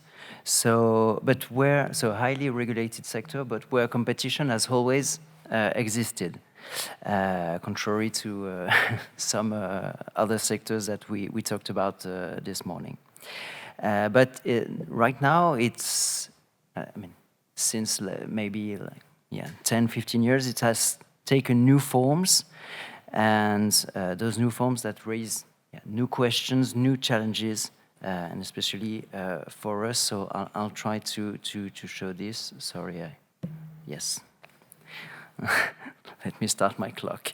Okay, so my presentation will be in two parts. So a first part more descriptive on the impact of the digital transformation, and the second part more focused on regulation and supervision in this new situation that I've talked about, so how to react to this new situation. Okay, just a few words about the ACPR itself so that you can understand from where I'm talking. So it was created in 2010. It was the merger of 4 previous authorities. So it's the supervisor for banks and insurance companies. We have another authority in France for financial markets, which is the AMF. So we are, our first main task is about financial stability. And let me just say that we are a supervisor, but not a regulator.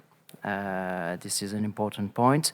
We may publish some guidelines, for example, but we are not fundamentally establishing rules. We are more dealing with rules, as Luisa was telling us this morning. And so we grant licenses and authorizations. Vast majority of the times you need authorizations to operate on the market. We supervise the financial situation of banks, insurance, etc. Our second mission is to protect consumers, to look at business practices. Another cross-functional mission is AML-CFT, anti-money laundering and counter terrorist financing. And we have also a mission on about preventing crisis and what we call resolution. It's the R for ACPR, which was added in 2013. So resolution is the ordered bankruptcy. So it's to avoid the moral hazard that you all know about, too big to fail. So we prepare bankruptcy plans. Okay, so we are an integrated authority. We are backed by Banque de France, two Banque de France, sorry, and so we have, policy. We deal also with macro-prudential aspects, and a very important point is that we operate, as many of you this morning, in a European framework. It has been, it's really the case for bank supervision. Right now, it's supervised at the European level, so it's called the ESSM. But more generally, a lot of the financial regulation comes from the EU level.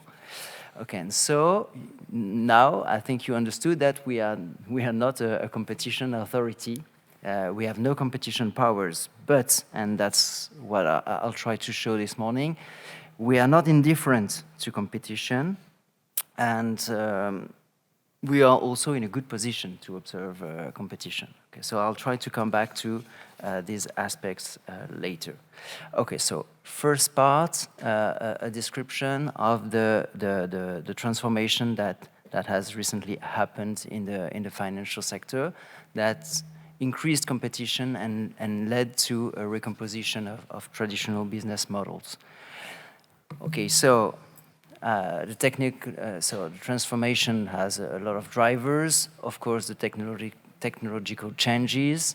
I'll be quick on that because you all know about that. So, of course, smartphone, digital security technologies that enable to onboard consumers more easily and to perform remote identification.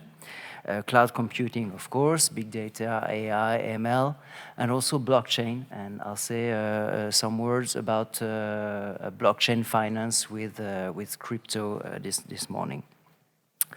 Okay, so we have the supply side, let's put it like that, but never forget the demand side. So we have also consumers with new expectations. You all have a smartphone, you wait for fast answers, etc. So it's a very important point. We operate in a market, so that's largely shaped by EU rules, and the EU rules have really move towards increased competition. So I'll come back to that, but let me just say that a lot of new statuses have been recently created for financial participants in the EU. So yes, more especially payment institutions, e-money institutions, so financial businesses that are not banks entirely and that can that have the ability to perform tasks, some of the tasks that banks usually perform. So it's a very important point. I'll come back to that later. So also account information service providers, AISP, in the future. With the MiCA regulation on the crypto, we will have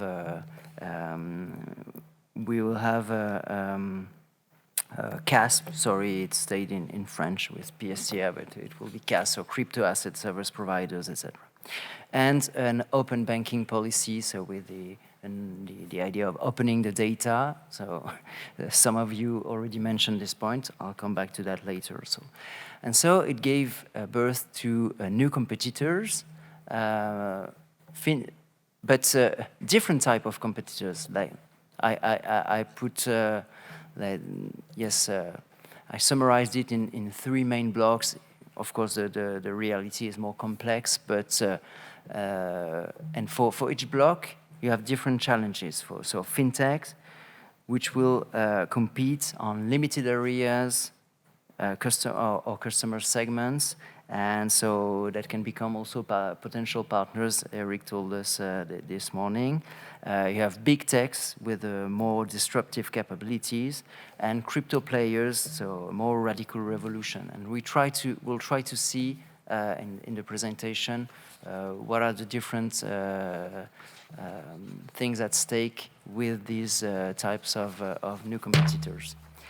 Okay, so this revolution is disrupting uses with new use cases that I'm sure you heard about. So around payments, it's been a huge area of development with the development of e-commerce. Around financing, with the ability to perform automated creditworthiness assessment, for example, through the analysis of accounts, but also of payment data. New services like fraction payments, which is also called BNPL, buy now, pay later. It's also been the case in investments. So you get access to personalized advice, sometimes fully automated, like with robo-advisors that will give you advices on how to invest money on life insurance products. And of course, on the subject of compliance, which is very important in the financial sector. I've already said a few words about it. These changes have really been quite interesting for consumers, which have been accessing new services, more efficient services, at cheaper services, and also financial inclusion. For incumbents, the result has been more ambiguous. So yes, some of these tendencies tend to lower their income, but they also create new revenue opportunities. So I think it's pretty clear. So I'll go quickly on that. So these new use cases have translated into new business models for new competitors, but also in an inflection of the business model of incumbents. So first of all, for new competitors, so what I'm going to say is more true on some businesses, and especially true on retail banking. It's less the case, for example, on corporate banking or. So on payments, the competition has focused really on in the most expensive areas of payments, for example, cross-border payments, or where it was complex, like when you want to just reimburse a friend of yours after a weekend, for example. And we've seen also that our mobile phones have become new payment terminals, so it's a competition towards traditional ways of paying. So this is driven also by the big techs. I'd like to say a few words about open banking. So I'll take the example of AESP, so Account Information Service Providers. So it's a status that was created in Europe by the second Payment Services Directive, PSD2, in 2018. So these actors will access with your consent, because there is a status, rules, etc., but will access to your accounts. They will provide you new services like aggregation services. It allows you to manage your accounts easier. And with this data, they will provide to you or to partners financial services. So we talked about automated creditworthiness assessment, for example, but also trade services. For example, in France, there is a company called Conto, and from your accounts, they promise you that they will draw your business accounts, your corporate accounting, sorry, and this will be done automatically. Okay, so this is one of the aspects. Another aspect is a more radical revolution around cryptos.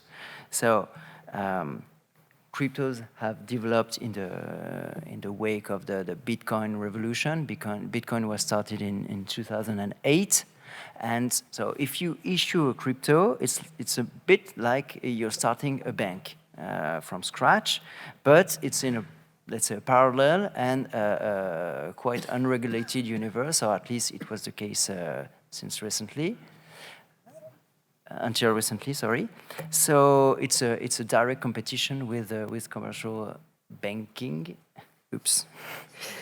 And it can also be a competition with official currencies. I think you all heard about stable coins. So these cryptos that promise that they will keep a stable value. For example, compared to the dollar, compared to the euro, etc. So stable coins can be considered as direct competitors to official currencies. Cryptos operate on completely alternative market infrastructure that are based on blockchains, and some of the crypto financial services, and this is a new revolution called DeFi, decentralized finance. They are provided in a fully decentralized way. So, for example, it will be peer-to-peer credits, but so like if you are lending money to friends of to your friends, but through platforms that will connect you with partners, let's say, around the world. Okay. So all this competition landscape has also led to an inflection in the incumbents' business models. So in two ways. So an internal adaptation to maintain the customer relationship, because at some point banks were wondering if all their relationship with customers was going to be intermediated by other actors. And they also revised their competitive positioning, and Eric was saying that this morning. So they also chose to increase their partnerships with fintech, to integrate their solutions in their own, to develop platform strategies like banking as a platform, etc. So, so the transformation has been quite large. Sorry. Okay. But it also generated some risks. So risks related to the emergence of new participants. So the fact that a lot of these new business models are only concentrated in niche markets that are more profitable. Okay, so let me just put that into perspective, because in the studies that we published, we also saw that it's very difficult for new players to be profitable. So the segments in which they operate are more profitable, but themselves, and this is because they have very often limited resources, and creating a new customer basis is quite costly. And but it creates also a problem. Like if you think, for example, in the insurance market, it's a big problem if all the let's say the profitable clients are the customers of another player, and you end up only with let's say bad customers. It's not the right way to say it, but very risky consumers. Okay, so adverse selection effect. yes. Okay, so on AML CFT, so the fragmentation in the value chain can make the monitoring of transaction more complex, but of course it's really the crypto revolution that here constitutes a new danger, because you are holding assets in non-hosted wallets or wallets hosted by non-regulated entities, so they don't perform what is usual in the financial sector, which is called KYC, know your customer, controlling the funds, etc. So a lot of risk in this area, and you have also a risk of fragmentation of market infrastructure. So if everyone is developing its own payment channel, then in the end, you have a fragmented system, and that creates risks for financial stability.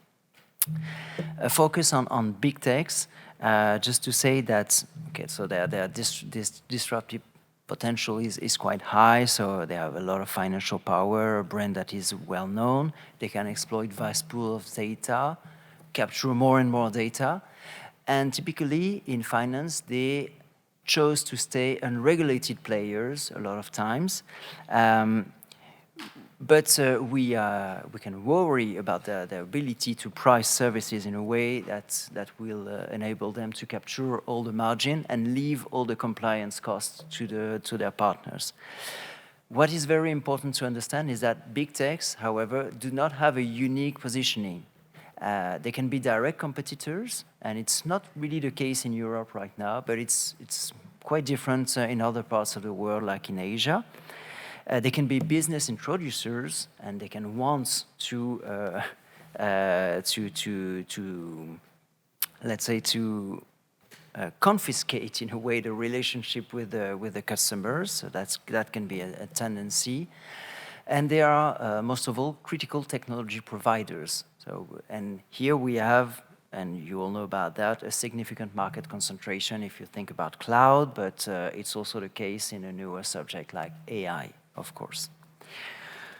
Okay, so all these developments, they call into question the way that regulation and supervision traditionally operate. So sometimes they come up against its rigidities, and at other times they take advantage of its loopholes and of its limited fields.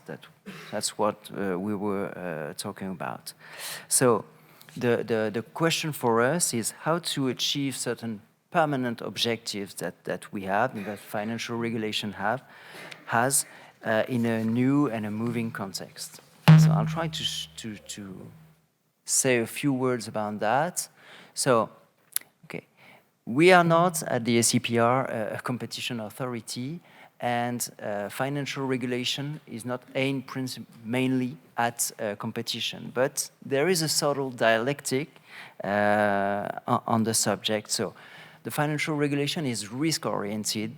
Our mantra is same business, same risk, same rule. And it fundamentally pursues objectives other than competition, and the two main objectives are financial stability and consumer protection. So in doing that, undeniably, it constitutes a barrier to entry for new participants. And at the same time, it encourages, and this is true, for example, for big tech, it encourages some players to stay outside of the regulated field, which can lead to competition distortions between regulated and unregulated entities that can, in some cases, provide very close services. Okay, so the financial regulation is not mainly about competition, but however, insufficient competition can be an issue in the achievement of the objectives that I was mentioning. So for customers, of course, yes, but also if you take the perspective of financial firms, insufficient competitions in the history usually leads to a failure to adapt to technological changes, and in the financial sector, this leads to financial fragility, cyber attacks, etc. So it's a big problem. So we are not a competition authority, but we have to take that into account. And I have to go a bit quicker. Sorry. Okay, so a first response at the ACPR was to create my unit, the Fintech-Innovation Hub. So the idea was to improve the access to the supervisors for new entrants, but also to establish a point of contact, so to whom difficulties can be traced. And this is a very important aspect to identify regulatory barriers to entry and sometimes try to reduce them when it's feasible. Will elaborate on this last aspect. So what have we done in Europe, not only at the ACPR, to lower these barriers? So in some cases there was voluntary policy to open the access with safeguards. By introducing proportionality, we already saw that with different statuses that allow actors to compete with banks only on certain activities. And another policy was to open the access to data. So it's very similar to other sectors. So I told you about open banking. Now a new legislative proposal is open finance. It's been called FIDA. For financial data access, and so it's the same as open banking but with a broader set of data about savings especially, and just a word on that, because the open banking policy was not entirely a success, and especially with the question of the technicalities of data sharing. With the APIs, the choice has been made on open finance to make the actors, it's in the proposal, to make the actors pay for accessing the data, to give incentives to incumbents, to the data owners to share this data. So this can be an interesting point for other sectors. In some of the cases, it's been only taking into account of new situations like technological innovation, for example, remote identification. We can also in the financial sector be confronted with horizontal new regulations, like for example the European AI Act that is in preparation, and also acknowledging the imbalance of power between financial players and technology providers. And there is a new regulation that is called DORA on cybersecurity, and for the first time it will implement forms of supervision by financial supervisors on critical services providers like cloud providers. So this is quite a revolution. So in a way, you introduce a control on actors that become too important in the system. It's a close debate that we have today on AI, and it's a good example on how we have to adapt to maintain the same objectives. Okay, However, this identifying of barriers also requires more cooperation between authorities of different sectors, but also from different countries. And so it's a very good example that we have this meeting today.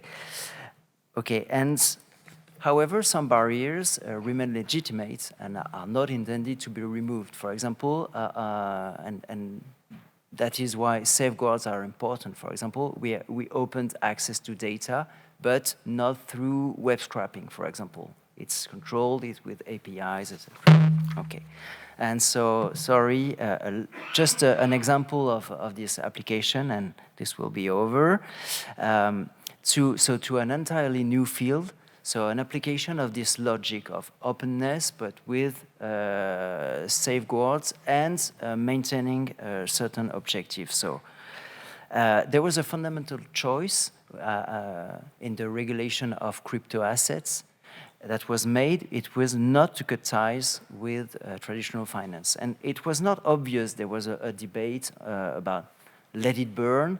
So do you let all the crypto world in its corner and you cut every bridges with the traditional financial world? This was not the choice that was made because financial regulators considered that there was value in this new way of doing finance, for example, for cross-border payments or everything that is linked to blockchain finance, which has a huge potential, especially for market finance.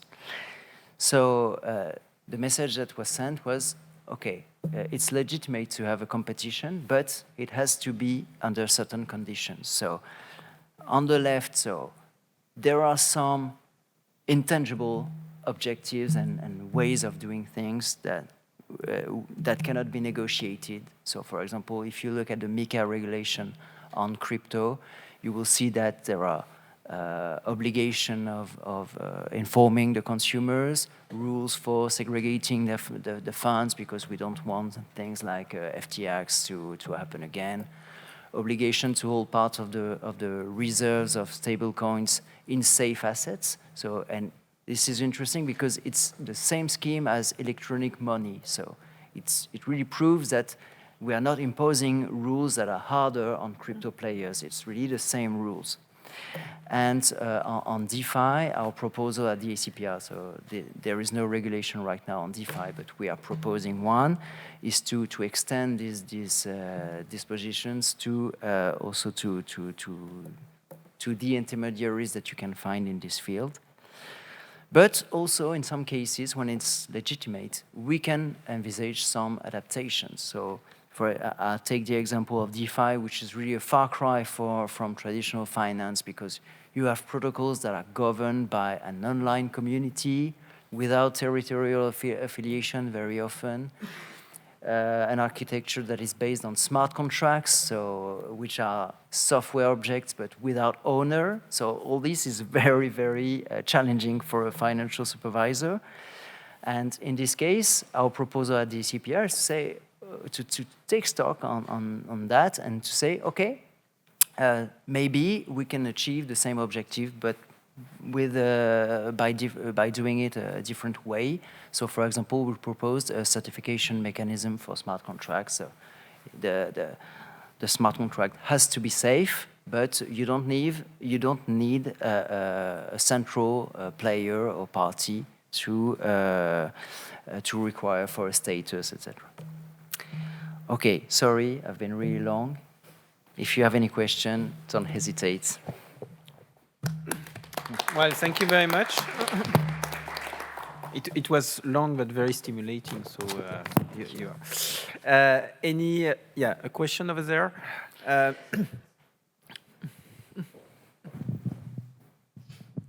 Thank you for your presentation. Very interesting. I have different questions, but we don't have time, unfortunately. You are speaking and introducing comments on different levels, I could say, because to speak about smart contracts and to speak about protection of consumers is not exactly the same consequences at the end. The point is, With DORA, it's like a warrior to protect data and with to reinforce cybersecurity. Okay, it's very important. Then the point is how it's possible for you, for ACPR, to control once it's done, to control everything. I mean, I gave my agreement to a company linked to the open banking process. Okay, how it's possible for me to be sure that my agreement is only controlled by the company I gave my agreement to, and not displayed outside the system, and how it's possible for you, for the regulator after, to control this process. Because once my data is public, it's possible to say that I didn't want to give. That was not my target to make my data public, just to help some process and to have access to some new services. Yeah. Okay, so I'm not entirely an expert on how it will be done in the future, but on your last point, precisely one of the lessons that was drawn from the open banking policy was that it was too cloudy for consumers that were giving their agreements once, and you could give the agreement but without reading everything, and then it was an agreement to agree to another thing. So what the EU Commission has proposed in FIDA, so it's really just a Commission project right now, it was to create a dashboard for consumers so that they could manage really more effectively all their consents. And there is also a reflection on the frequency to which the consent has to be renewed, because there is an agreement, a broad agreement on the fact that you cannot give your consent, and that we can all consider that, for example, 5 or 10 years later, it is still valid. Yeah, it's a very important issue. Sorry, even to control the consent, it's the same with the GDPR. Now, how it's possible to control the validity of the consent, because we give consent.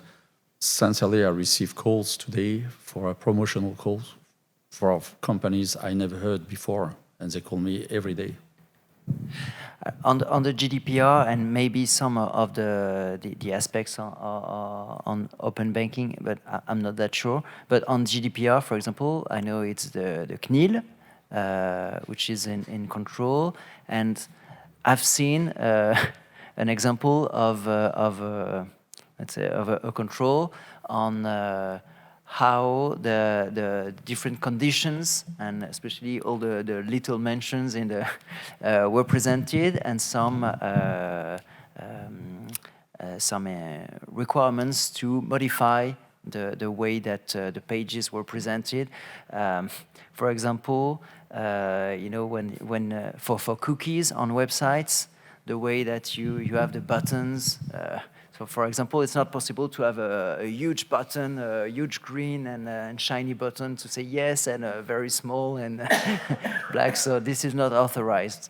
So, yeah, I don't know how it will be performed on financial services exactly, but it's a very important question. That's for sure.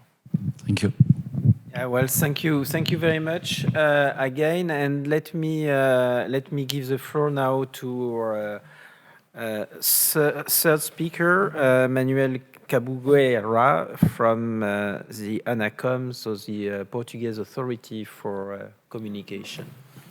Thank you very much. And actually, one of my motivations for from a part of my presentation is exactly the fact that we have now 48 hours of the Data Act being approved at the European Parliament. And let's see exactly what will happen and how it will be implemented and how our data, personal data that the government has, will be used. I'm going to, my presentation is, well, I wouldn't say slightly, it's completely different from everything that we had till now, because I wanted to share with you, and when I was challenged to come here, I wanted to share a couple of thoughts that I've been working on during the last years. Most of the discussions actually here in the OECD, but in the Regulatory Policy Committee, on how, not on how we should regulate digital markets, but how digital markets and digital approaches can help us to be better regulators. At the end, I'll come back to the regulation of digital, or at the end, I will discuss how we should approach digital, and then we'll see if it is regulation or not. But first, I'll just like to share with you a couple of thoughts. My presentation will have 4 different parts. First, a couple of, once we are in university, a couple of very theoretical questions that have been troubling me, as I said, during the last years. And maybe I found an answer to something that has been a problem since '91 for me. And then I will share some experiences that we have at ANACOM on how we use data and how we are involved in in innovation and the development of new technologies. And finally, some final thoughts, and at that moment I will go a little bit deeper on the question of digital. So let me start by saying that my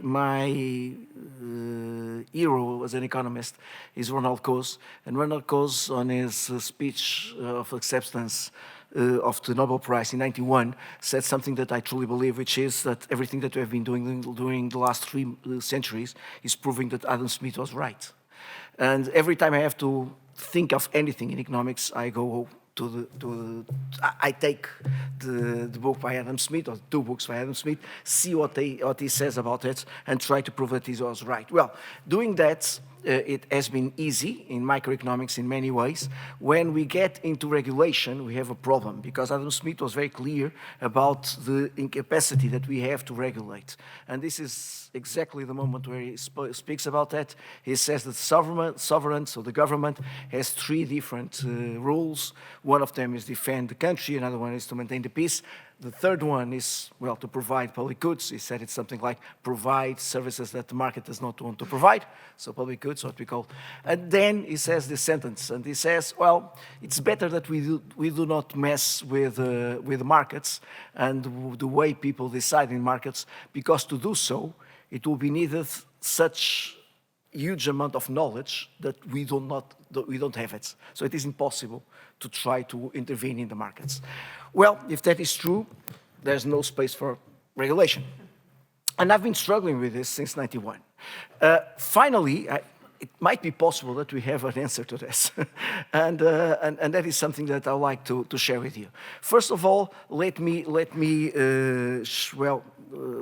remind, things that were already said today and what is asked from us. So we start by trying to do efficient interventions in the market, so economic regulation traditionally.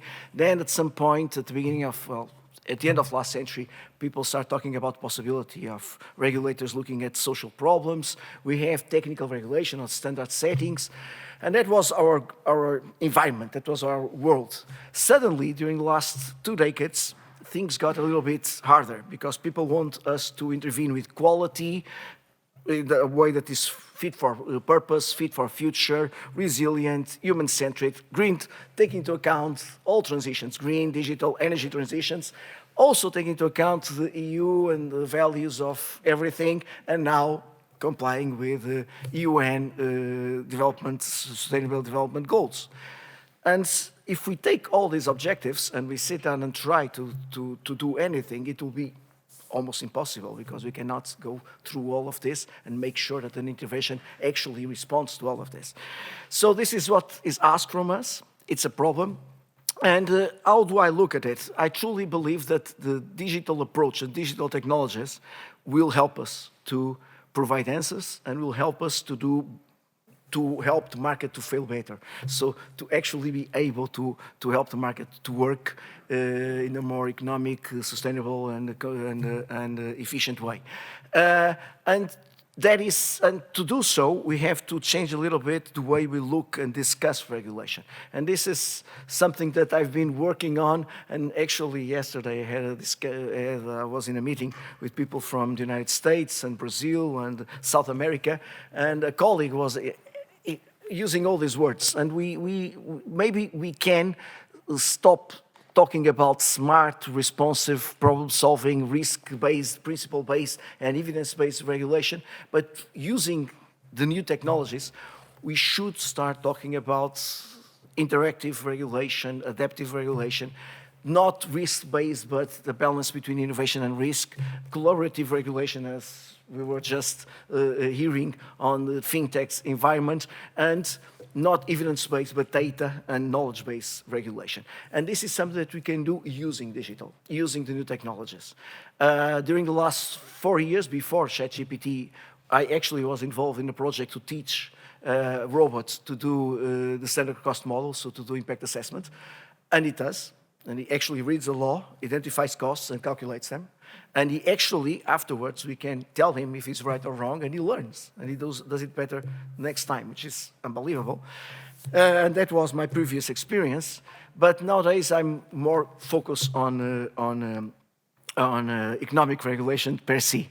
A final comment, or theoretical comments. We should, at the same time, and all interventions today make this clear, that it is time to stop thinking about economic regulation as a continuous of different steps, but as a flow. And the digital will allow us to do that. A dynamic approach that gives us information about the markets and allow us to react and to regulate the market immediately. I usually give a very simple example. During COVID, people in Portugal went to the beach and they knew that they could get in, or they could get in to the beach whenever the sign was green, because we had a red sign because it was too many people there, green sign if there was still space for us to get there. That is dynamic regulation. And it was made using mobile phones, identification of mobile phones. And that was a way to regulate a market in a dynamic and immediate form. And that is something that I would believe that we should take into account. Taking this idea, I'm going to share with you two experiences, two projects that ANACOM is involved and that are related to the use of data and to the approach to innovation.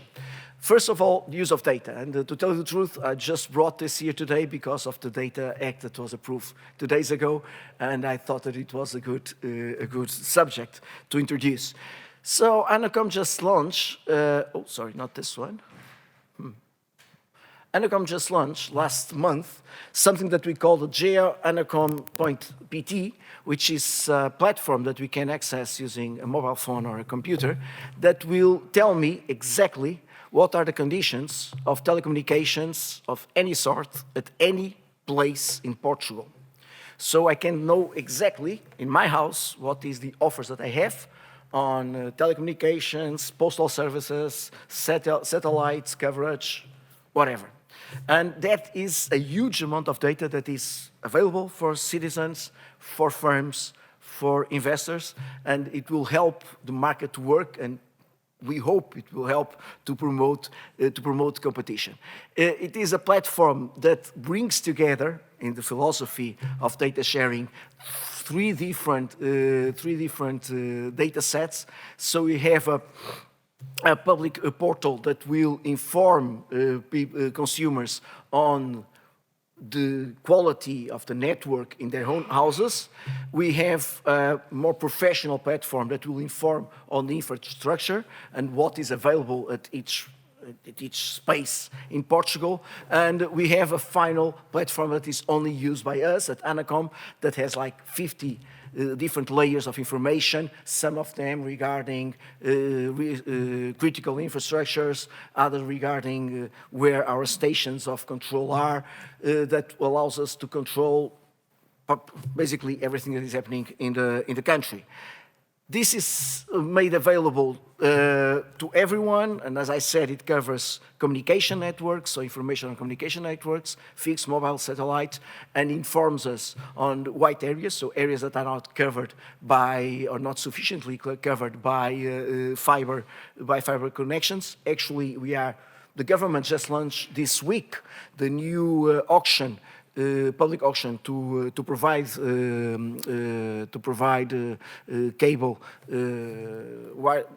fiber cable in these areas, and the way the auction is going to be developed, it's based on this information.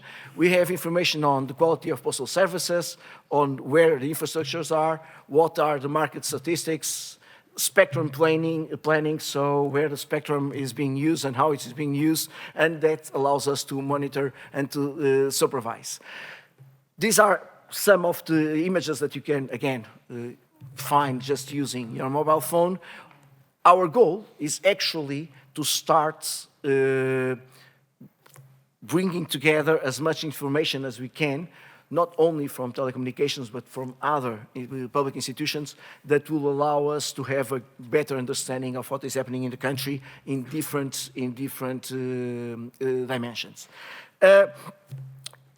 Why are we doing this in Portugal, and why are we trying to use data and provide information to the markets? Because we truly believe that data will be able to promote and motivate more competition in the market, will decrease the barriers to entrance, and will increase efficiency. There's a wonderful book that was published at the end of 21, by the Joint Research Center on the use of data, and at some point it talks about the 4 economic revolutions and the fact that we went from muscle to mechanic to computers, computers to networks, and now we are using the cognitive power of data, and that might help us to improve regulation and to overcome the problem that Adam Smith presented to us. And this is something that is giving me some space to breathe, because I was really worried with the fact that I was doing something in my professional life that went against what Adam Smith was proposing. Second set of practices that I wanted to share is the Portuguese experience with sandboxes. I'm not going to talk about sandboxes because I believe that we have been discussing that for a long time, and it's not a new subject, but anyway, just a couple of informations. We have a new law in Portugal allowing for sandbox. We have a public institution on innovation that controls the implementation of sandboxes. We call it technological free zones. And they are, well, a mixture of sandboxes with innovation spaces, experimentation spaces, and living labs. It involves different, or it allows different sectors to operate, and it brings together regulators with operators. Nothing new here. The interesting thing for me is the fact that the existence of this technological free zones is bringing together the economic regulators. And this, for me, is a huge step forward. We have the opportunity to be at the same time looking at the same question of innovation and regulation, and trying to understand, first of all, promote innovation, and second, to understand how we can intervene in the market. And that is a step that we have to do. Let me start by saying that I'm not one of those persons that is worried about silos. I do believe that we need silos. I live in a silo. Me and my wife are in a bedroom. My 2 sons are in 2 separate bedrooms. I don't want my neighbor to come into my house. So we live in silos, okay? The question is, how can we coordinate ourselves once living in silos? I have there the regulator for energy in Portugal. They have their own silo, I have my own silo, and which is perfectly normal. But if we want to discuss, for instance, the implementation of submarine cables, it will be important to our data centers, it will be important to coordinate with them. It will be important to have them at the same table when we are discussing with operators. Because data centers is a problem of digital, it's a problem of communications, but at the same time it's a huge problem of energy.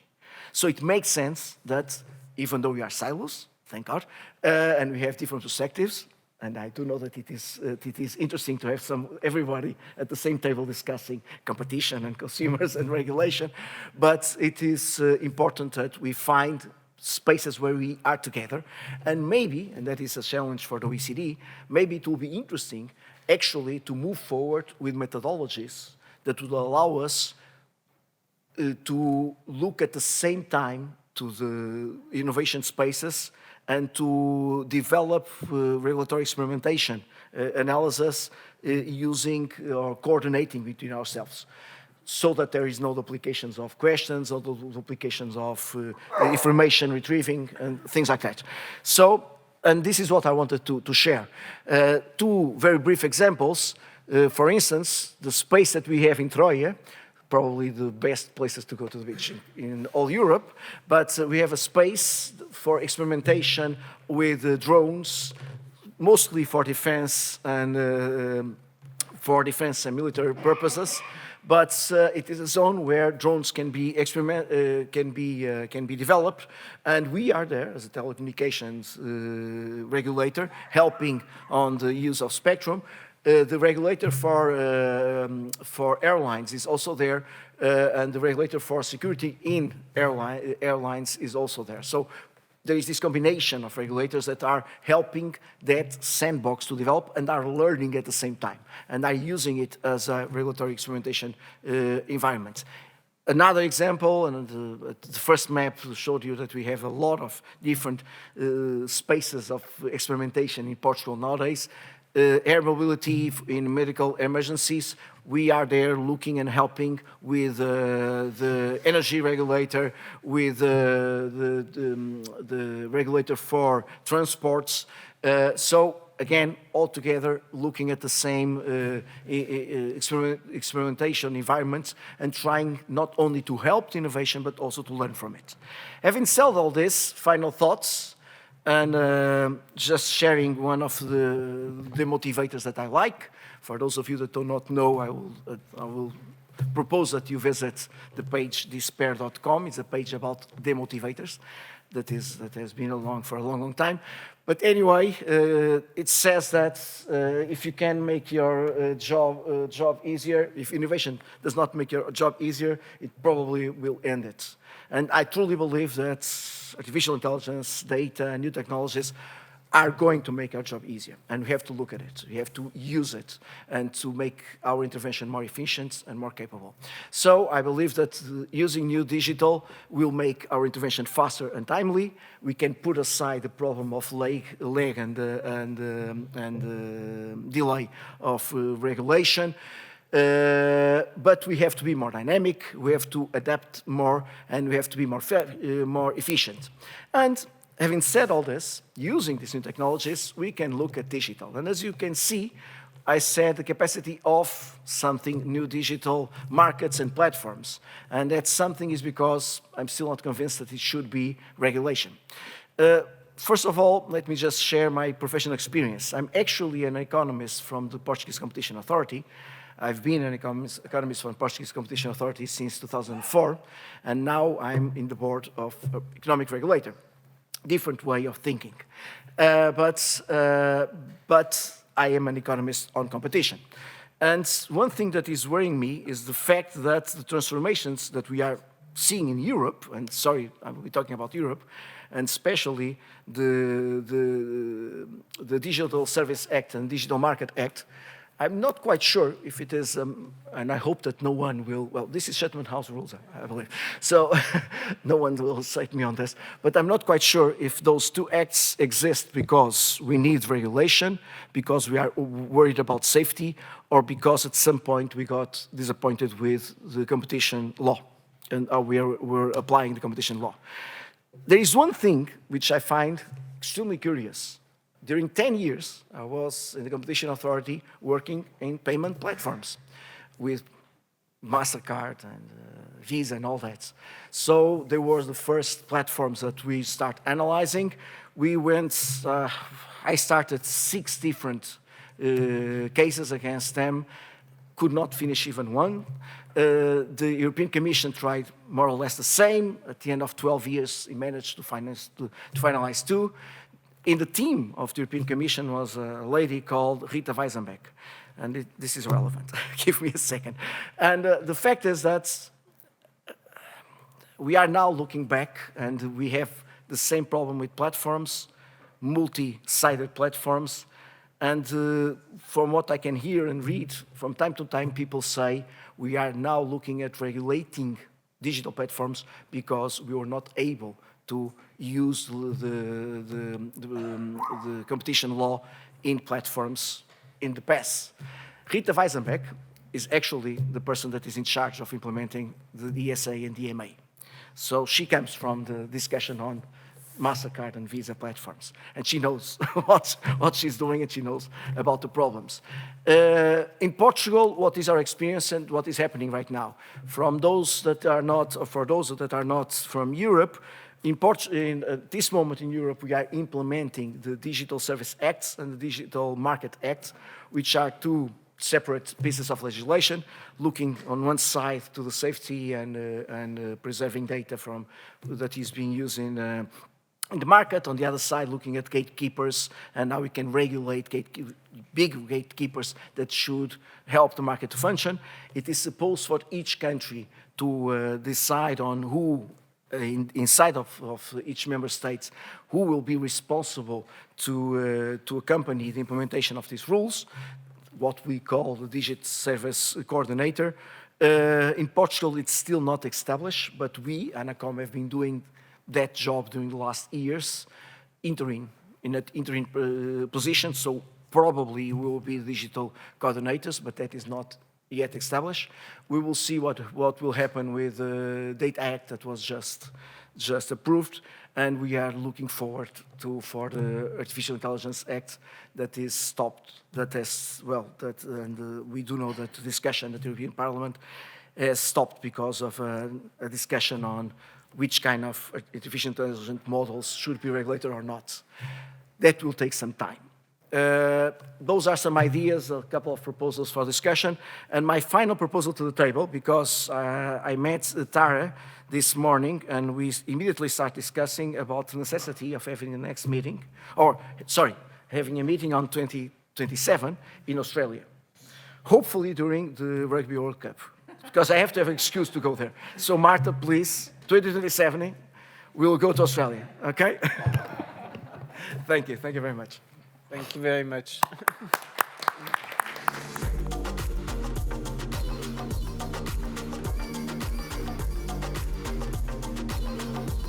Any reaction,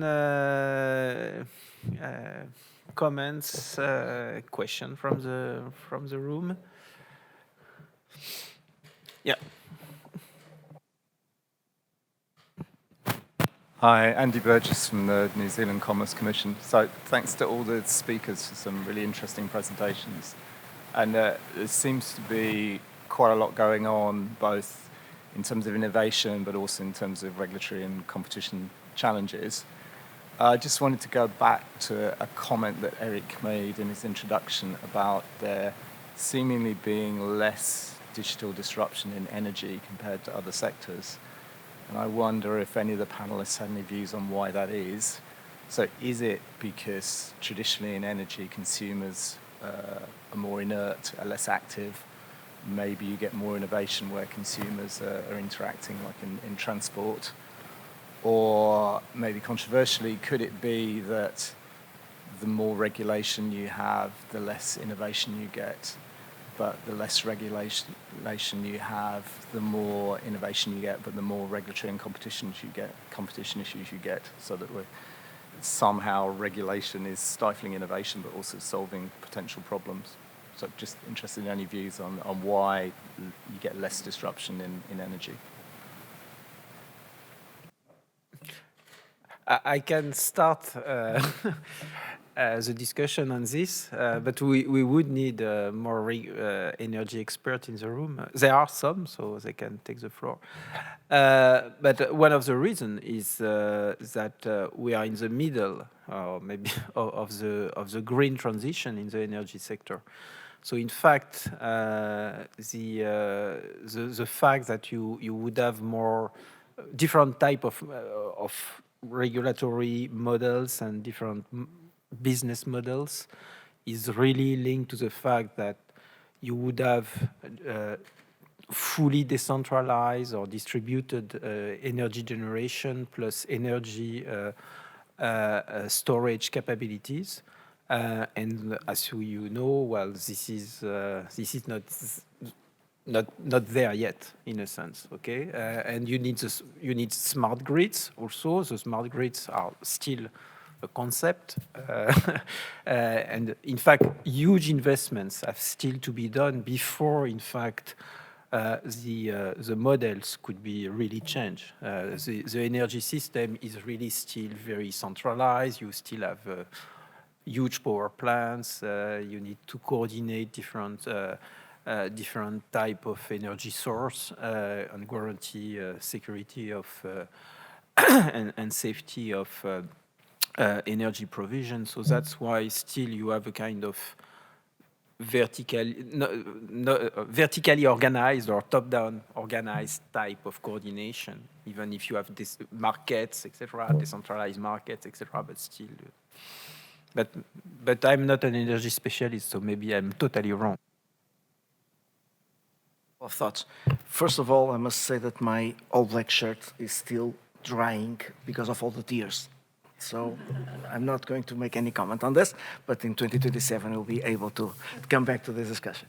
Actually, I truly believe that there are a lot of disruptive innovations in the energy sector, and I have people in the room that can talk better about this, but let me just share a couple of things that I know that happen in Portugal, for instance. The introduction of wind power energy producing was heavily supported by regulation, by options of regulation in Portugal. So we had a huge amount of decisions that support that transition to new ways of producing energy. When we talk about sandboxes, I believe that the first ones were actually to discuss the new transport options, which are indirectly related to energy questions. And this is to say that actually I truly believe that energy is not only undergoing also transition, but also it is involved in the overall discussions on most of the transitions. And again, I truly believe, I gave the example of data centers.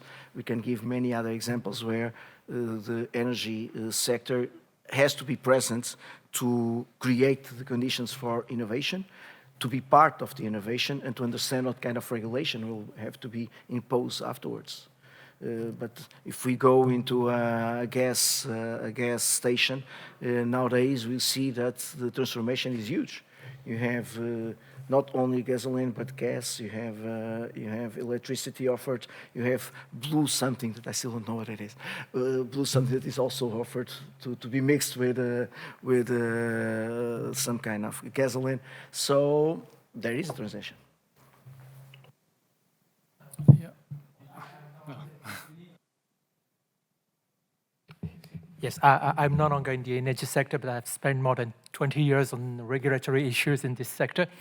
So I can testify. I don't really believe that the energy sector is laying behind. On the contrary, I believe that this sector has undergone a deep digital transformation under the last 20 years, especially through smart grids, but not only. Through the whole market opening, actually, there has been a much stronger integration, both vertically between generators, system operators, marketplace, distribution networks, but also horizontally, system operators between themselves and marketplaces between themselves. So at the moment, the whole transformation has occurred in the upstream segment, leading to a much more efficient energy system, at least on electricity, a bit less on gas, but basically on electricity in Europe, and much more efficient than what you can see in the US, for instance, or in some places in Asia.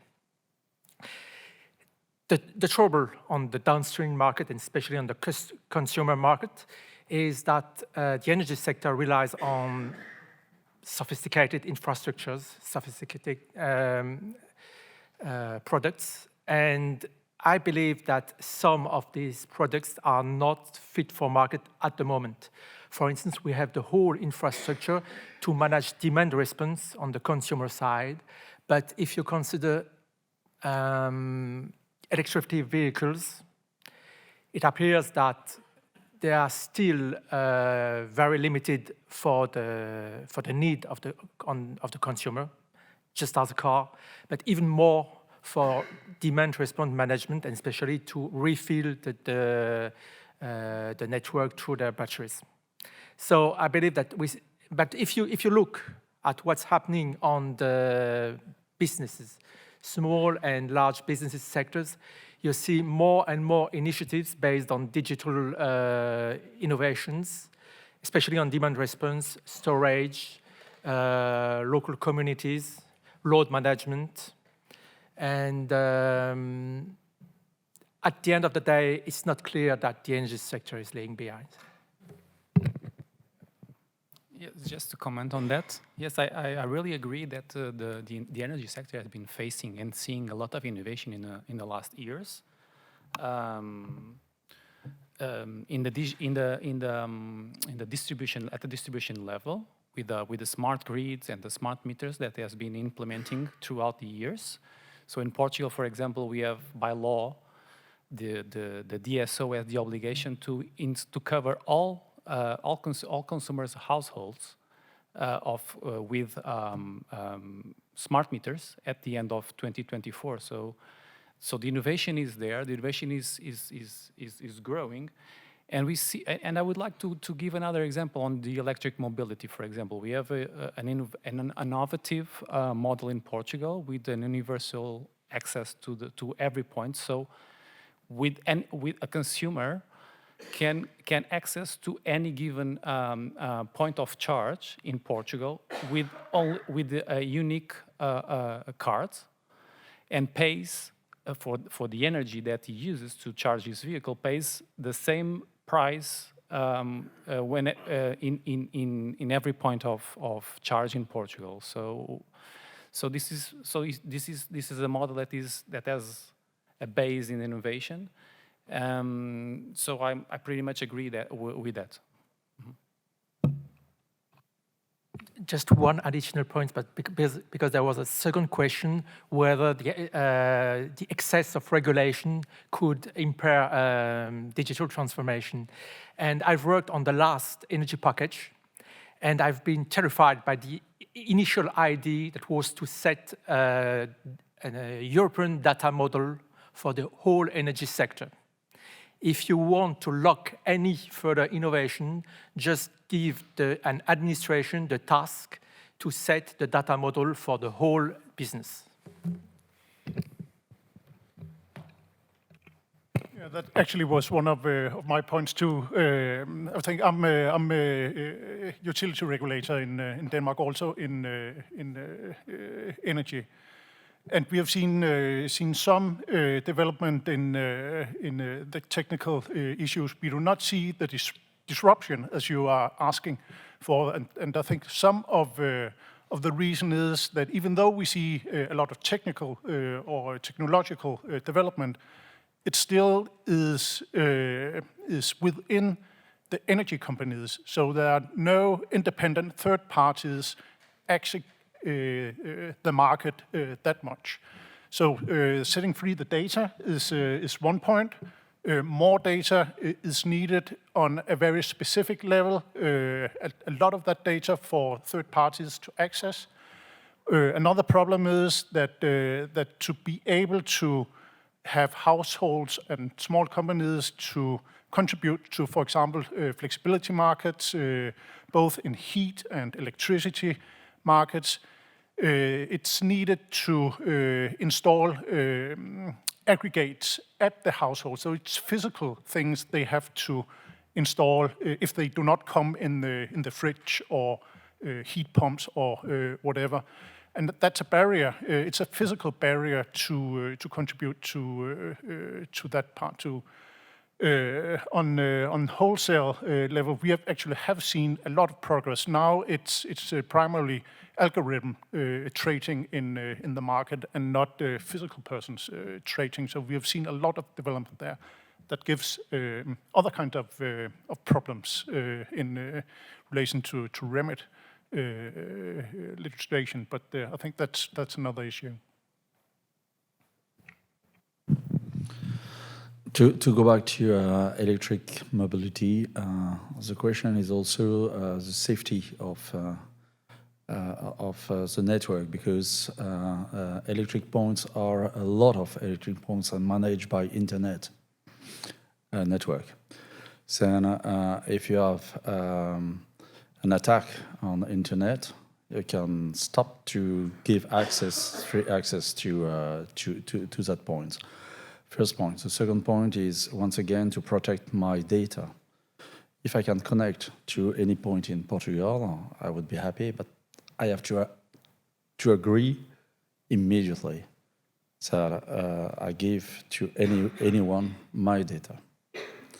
I can't control. There is no other way. If I have to pay for the access, for a free access anywhere, when I say free access, because I just connect my car to any point has my data. Then how it's possible to control at the same time as a protection of data, and at the same time to say you are free to connect anywhere.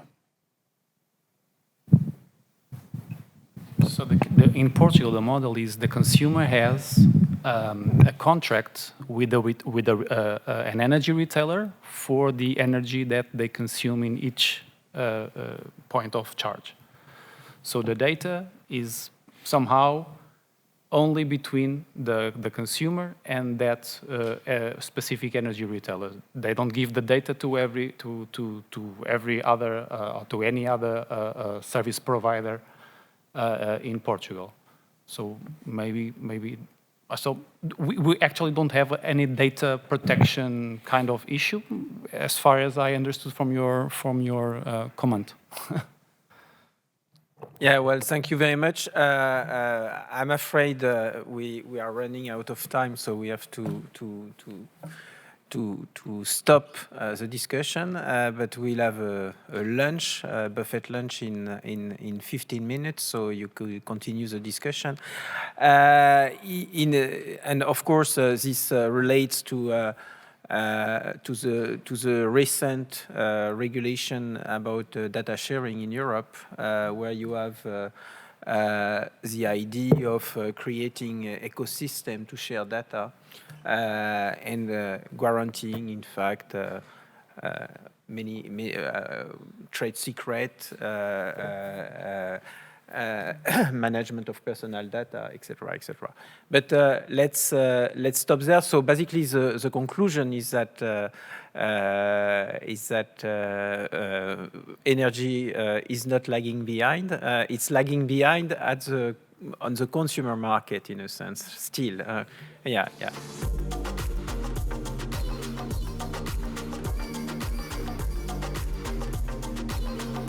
Thank you very much. Thank you to all the panelists. And let's give to Martha the floor for the complex task of trying to making some concluding comments. So Martha, the floor is yours. Eric always gives me this role. It's the hardest one. Good afternoon, everyone. It is a pleasure for me to conclude this joint NER Club de Regulators seminar. First of all, a big thank you to all our speakers. We've had two fascinating roundtable discussions, first on transportation and mobility, and then on competition in regulated industries. So everyone else apart from transport. It's always hard to do concluding remarks when the presentations have been so rich and so diverse. And so I'm not even going to attempt to summarize the excellent interventions. But when listening to all our different speakers, it brought home to me a lot of the work that the OECD has been doing on agile regulatory governance. And you may remember in 2021, the OECD released its recommendation on agile regulatory governance to harness innovation. And I think it does really provide a very useful framing to a lot of the cases that we've heard here this morning. And of course, the recommendation starts with the premise that innovation can lead to substantial welfare gains if it's well governed. And we've been hearing this morning about the development of new products, new services, new business models that were hardly conceivable just a few years ago. And we know that these can have huge impacts on markets and societies. So here, governments have the task of promoting innovation, maximizing its benefits, but also mitigating the risks that arise. This raises some quite profound regulatory challenges, and the recommendation mentions 4 in particular. So very quickly, first, the pacing problem.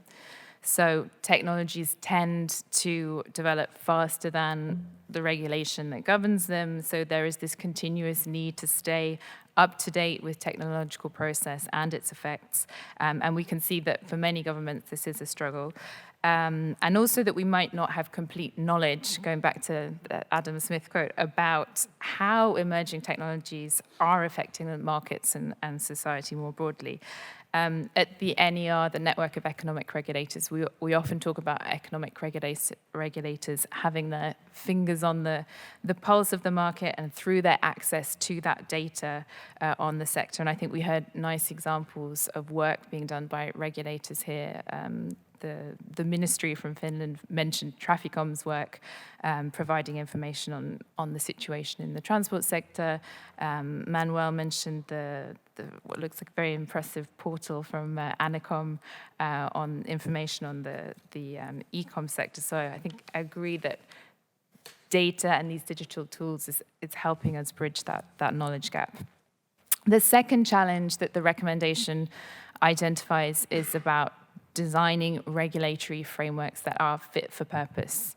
So frameworks need to respond to the entry of new technologies into various sectors. And traditional regulatory frameworks are often designed for a specific market, the telecoms market or the energy market.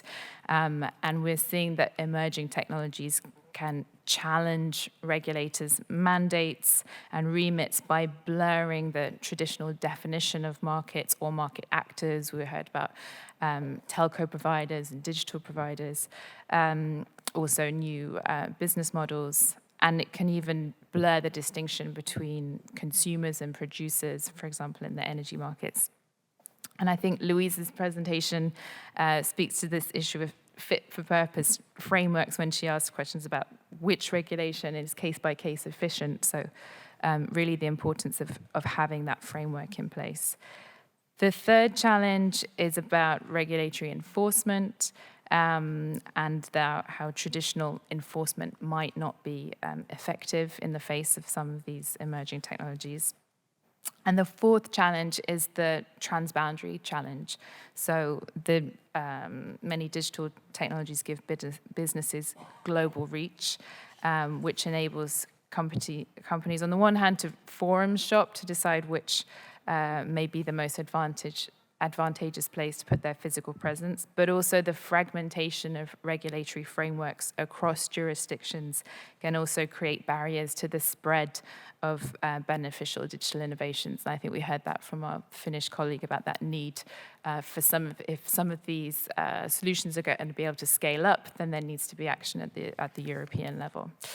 So if these are the challenges, what's the response? The key objective of the recommendation is to help governments to rethink their approach to regulating to promote innovation. And it's structured along 4 main pillars. The first pillar is on adapting regulatory management tools. And it's about rethinking the regulatory policy cycle to move towards a more adaptive, interactive paradigm. I think they were the keywords that Manuel said were allowed, so that we can use. So moving away from this set and forget approach to regulating to one that is more iterative. And I thought there was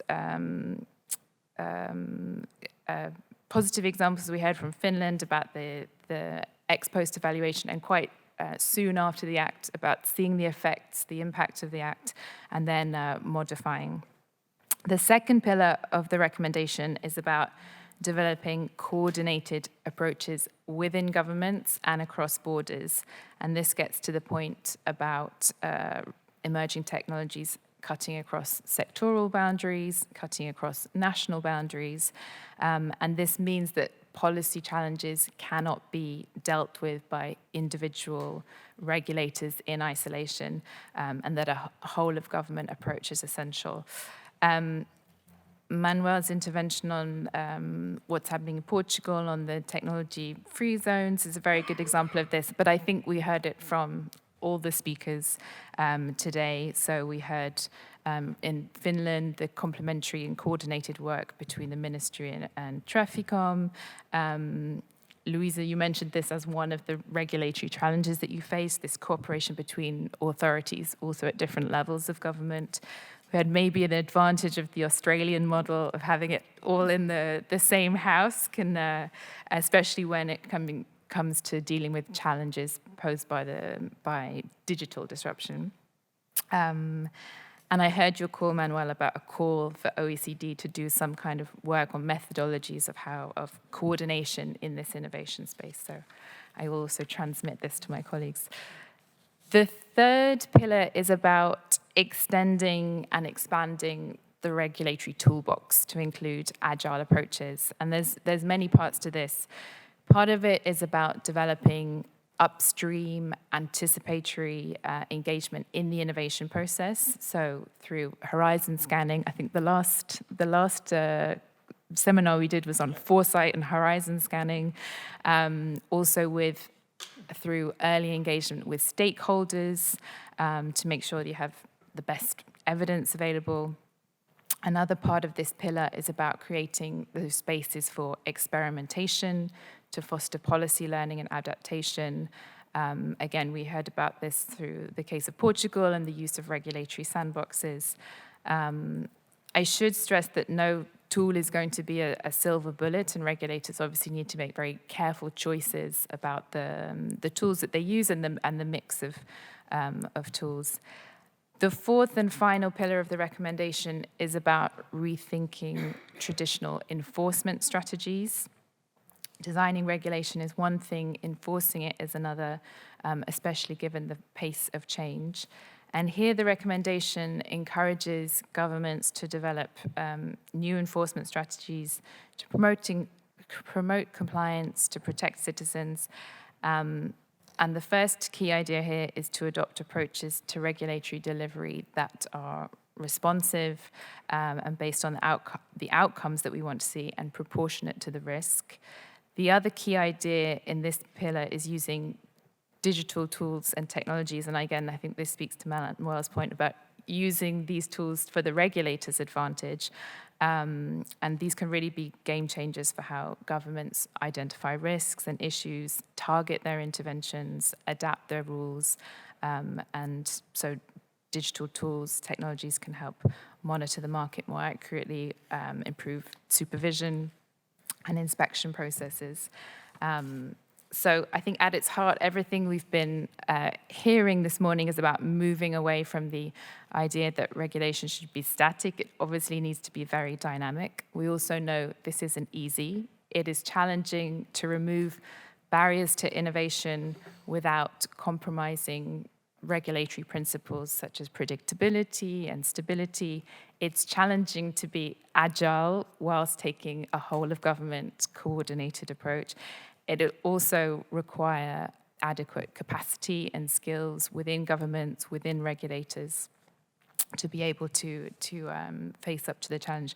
Before I end, I want to give a little plug to a new initiative that the OECD is starting called Bridge, or Better Regulation in the Digital Age, which is about applying the lessons from the Better Regulation Agenda and Agile Regulatory Governance to the digital sphere, be that AI or digital platforms or otherwise. So we look forward to sharing more information with you in due course on that.